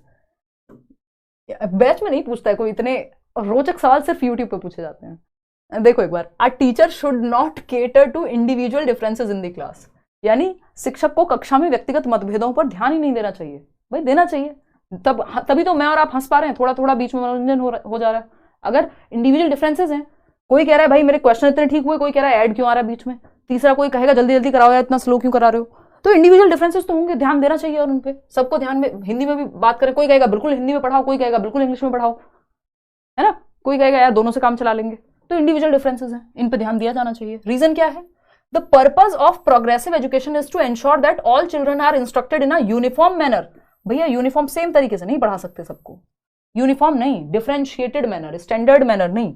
तो ये क्या हुआ, दोनों ही बातें गलत हो गई इस तरह से, तो both A and R are false.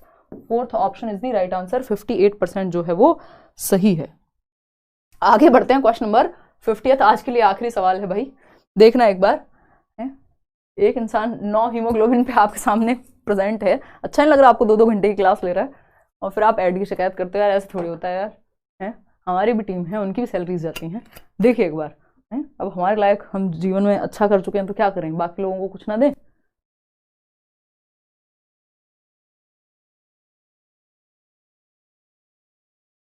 निशा कह रही है देख ही कहाँ रही हो। है ना, यही कह रही हो ना, मेरा और निशा का हिसाब रहता है। देखो एक बार, अगर हम बात करें यहाँ पे, देखो एक बार, 81% लोग कह रहे हैं कि डी ऑप्शन। असर्शन क्या है भाई? Comparisons among children can very accurately assess a child's developmental progress, यानी कि बच्चे के बीच तुलना करना या बच्चों के बीच तुलना करना किसी बच्चे की विकासात्मक प्रगति का सटीक आकलन कर सकता है।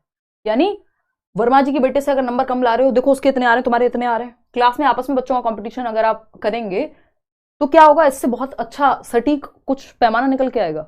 नहीं आएगा। बच्चे रोबोट्स थोड़ी हैं कि सब सेम लाएंगे नंबर, गलत तरीका है। उससे बच्चा कई बार या तो कंपटीशन में पड़ जाएगा, अगर ज्यादा नंबर आ रहे हैं तो अपने आप को तोप समझेगा और दूसरों को नीचा दिखाने की भी कोशिश कर सकता है, और नहीं तो जिसके कम आ रहे हैं वो वैसे खराब। ये हर बच्चे के लिए खराब है, कंपैरिजन एकदम खराब तरीका है। रीजन क्या है? The pattern and sequence of development as well as the rates of development are the same for all children universally.